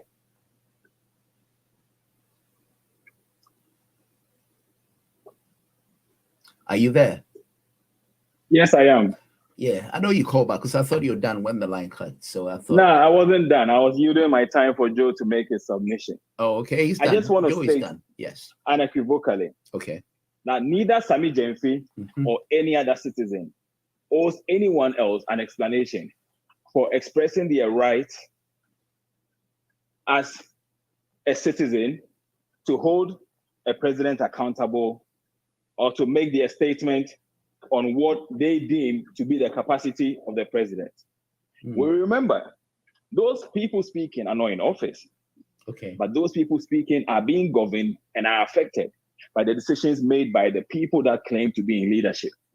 So yes, we do expect accountability. We do expect to keep people on their toes, to abide by the Constitution, and not just indulge in siphoning and, covering up of scandals. Those things bring the office into disrepute, and constitutionally, in a serious country, they should have been impeached. Oh, I've got. Luckily for them, we don't have that. You land first. I don't want to cut you. You land. Let me get Kofi. So this is where we are. Like I said, nobody asks anyone to come and stand for office. If you stand for office and you get voted for, or you rig elections and you're in power, it is your job to deliver what is expected to progress the nation. It is not anyone's job to come and make excuses for you or be providing alternative solutions for you. All right. This is where I end. All right. Thank you very much. Have a good week. Same to you.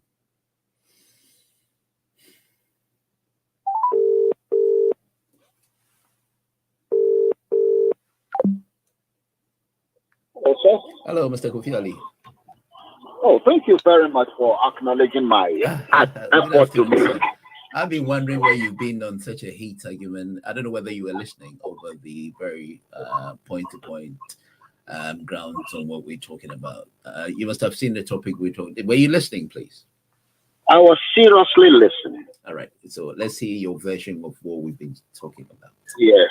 In fact, in life, when you get to a certain stage, and you think you've seen an issue, and you are trying to explain to your brothers that look at it this way, not that way, and you are working hard and they can't, you can only be wiser to pull off, listen to them. Maybe there's something they are trying to tell you that you cannot get.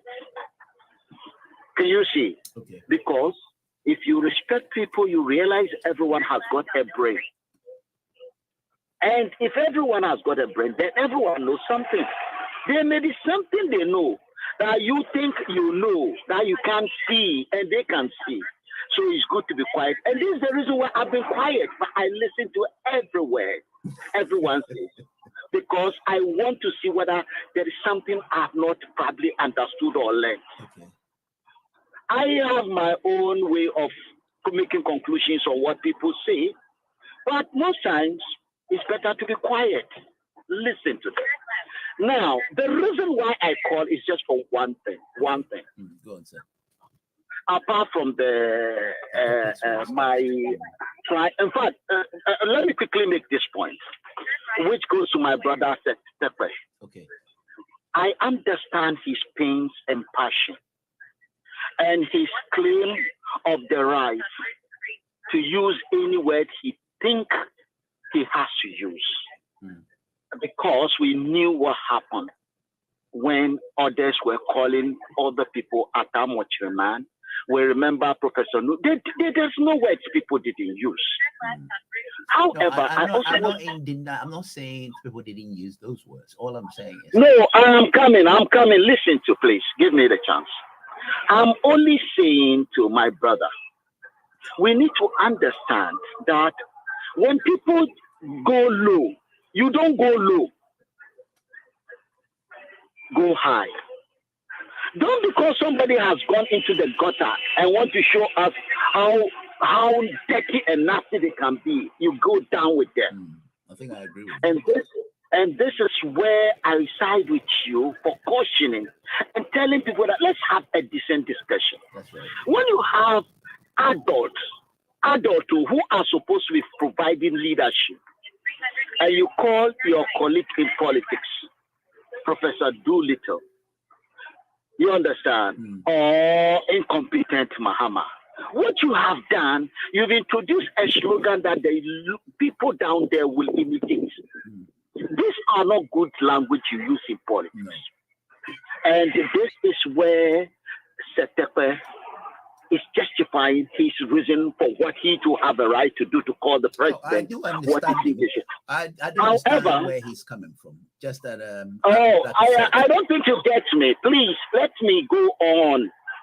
Interruption here is not allowing me to even come and talk about the most important thing. I just want to say that Setepe should not go down that line. Okay. He should understand we need decency. We don't want vulgar and insult.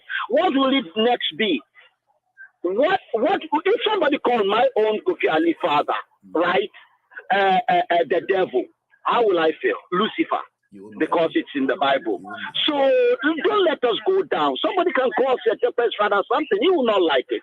So let us encourage those who are leading us to learn to be decent, but we being decent rather than going into the gutter like them. Okay. That said, that I'm sure you will have understood where you are coming from, where you are saying certain languages are not good on the platform. Yes. But that aside, what I want to do here is somebody is making an analysis right now, and he used certain expression regarding how people print money and pay foreign debt and so on and so forth, or deal with their own economic issue. Remember? And he used a certain phrase. I don't know whether you can draw my attention to that phrase, but that was when I was trying to get in. He's talking about the currency and the currency. Yes, he's talking about currency and economies and so on and so forth. Why you cannot compare Ghana and No, why Ghana? Why you can't make this comparison easily? And but there was a phrase he used, something like a privilege or affordability or something. But what I think, I've been thinking about that for almost 1 week now.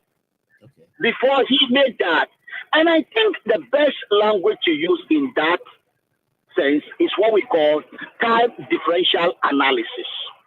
Okay. Why do I say time differential analysis? I don't know that we are realizing that when you take aeroplane right now and you fly from Ghana to UK, Britain here, you have traveled 200 years into the future.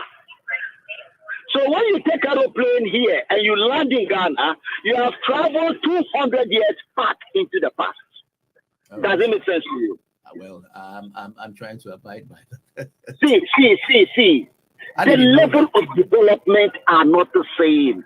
Totally. It's like you have a baby relating with an adult, and you are making comparison as if they are equal. And that is what that person is trying to say. The level of development is totally. The reason why we are having some respite, you understand, is because the global technology is available to us. Can you see? Yes, but what we are suffering is the depth. And that's what the person is trying to explain. Because what they give us and they are able to do, look at this funeral. Within seconds, they put everything in space, in place. It's because of their level of development. We are going to do that. You want to summarize it for me, please?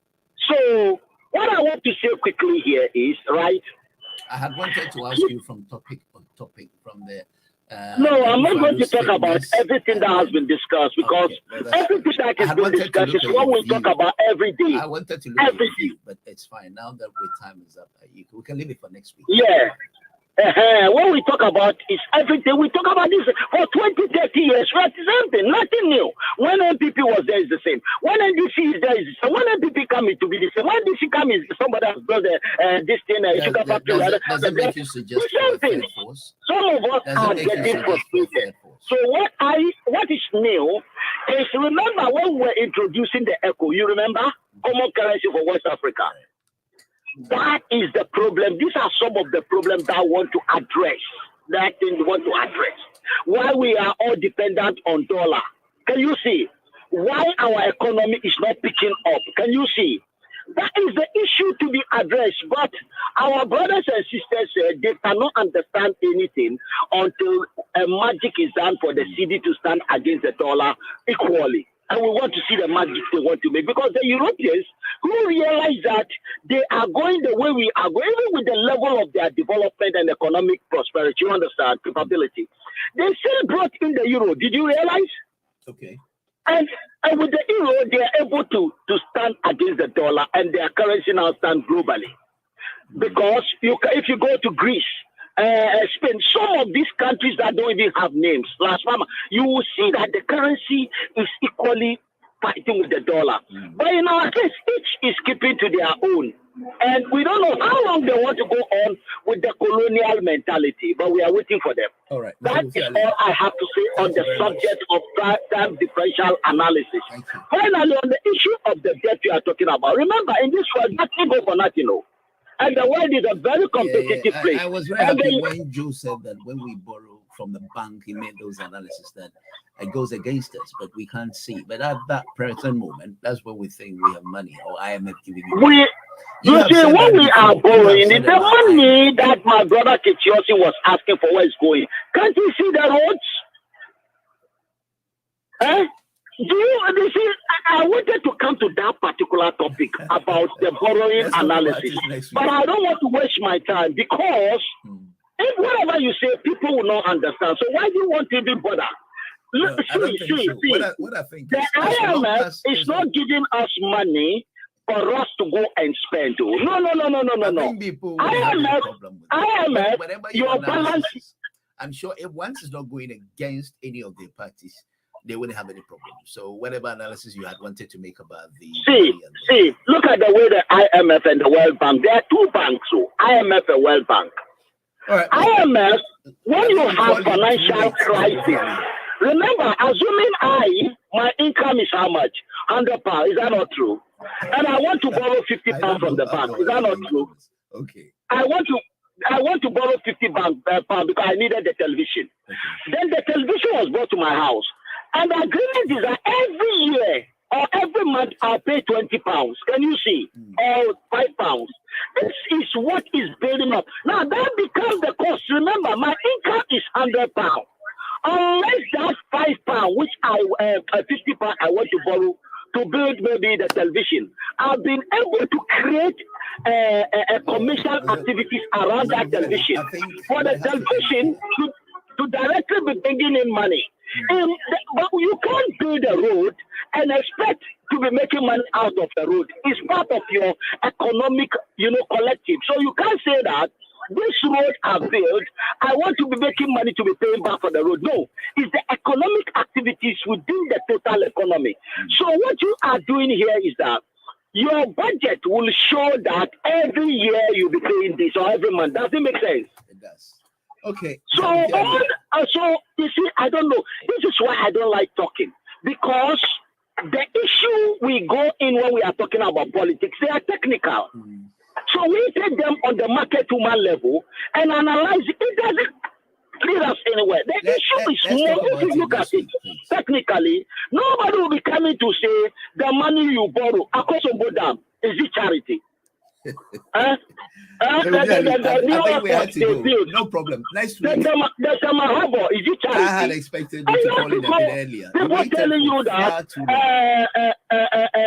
where is the money? Go and look at those projects. The World Bank, the job they do, they give you the money to build capital projects. Can you see? Then the IMF is interested in your budget analysis. Why haven't you been able to raise enough money to pay for your commitments? Can you see? And this is where they give you loan to meet up your commitment. So when someone like Joe is saying that they should be careful how they spend the money of the IMF, the way Joe see the problem is that we are going to IMF to borrow money to go and buy petrol. That is the way he understands it. Can you see? No. The money they are giving you, they've calculated it against your commitment. What we don't realize that the IMF benefits, just like the bank analysis he gave us. IMF, a job is to come. It's like Central Bank of Ghana, Bank of Ghana. We call them the lenders of the last resort. Okay. So if you have, for example, a bank, like we have a GN Bank and so on, and they are in crisis, you understand? they can go to the central bank and take a quick loan to cover that crisis at that time. I think I'm going to leave you here, I'm afraid. Time is up. We'll talk about it. So if we understand, our analysis will change. But coming to ask somebody, what did you do with the money? What did the money? Is the road there or the road is not there? I expect you to call in next week, a bit earlier, please. And then we talk. Thank you very much. And then make sure you bring all you're saying next week. I want to hear more of what you're saying. Oh, my brother, I think it's better I listen. There's more to learn from my brothers than they can learn from me. Oh, yeah, honestly. I know. Yes, I want to be the student in this case. I don't want to talk again. I told you, I promise you, I can be quiet. The donkey sometimes, the lion must learn from the donkey. Right. You remember the story of the tiger and the donkey arguing? Sometimes the tiger, if he is patient, he will learn from the donkey. All right. Thank you, sir. You have a good weekend. So let me learn. There's a lot to learn from my brothers. I'm ready. Thank you. Too much of the talk. Thank you. All right. So, guys, I want to say thank you very much for those contributions that he had. Sorry, this is where we end. I know you would say, but we'll leave it here. Hopefully, I'll see you next week. Do have a good weekend. My name is Dr.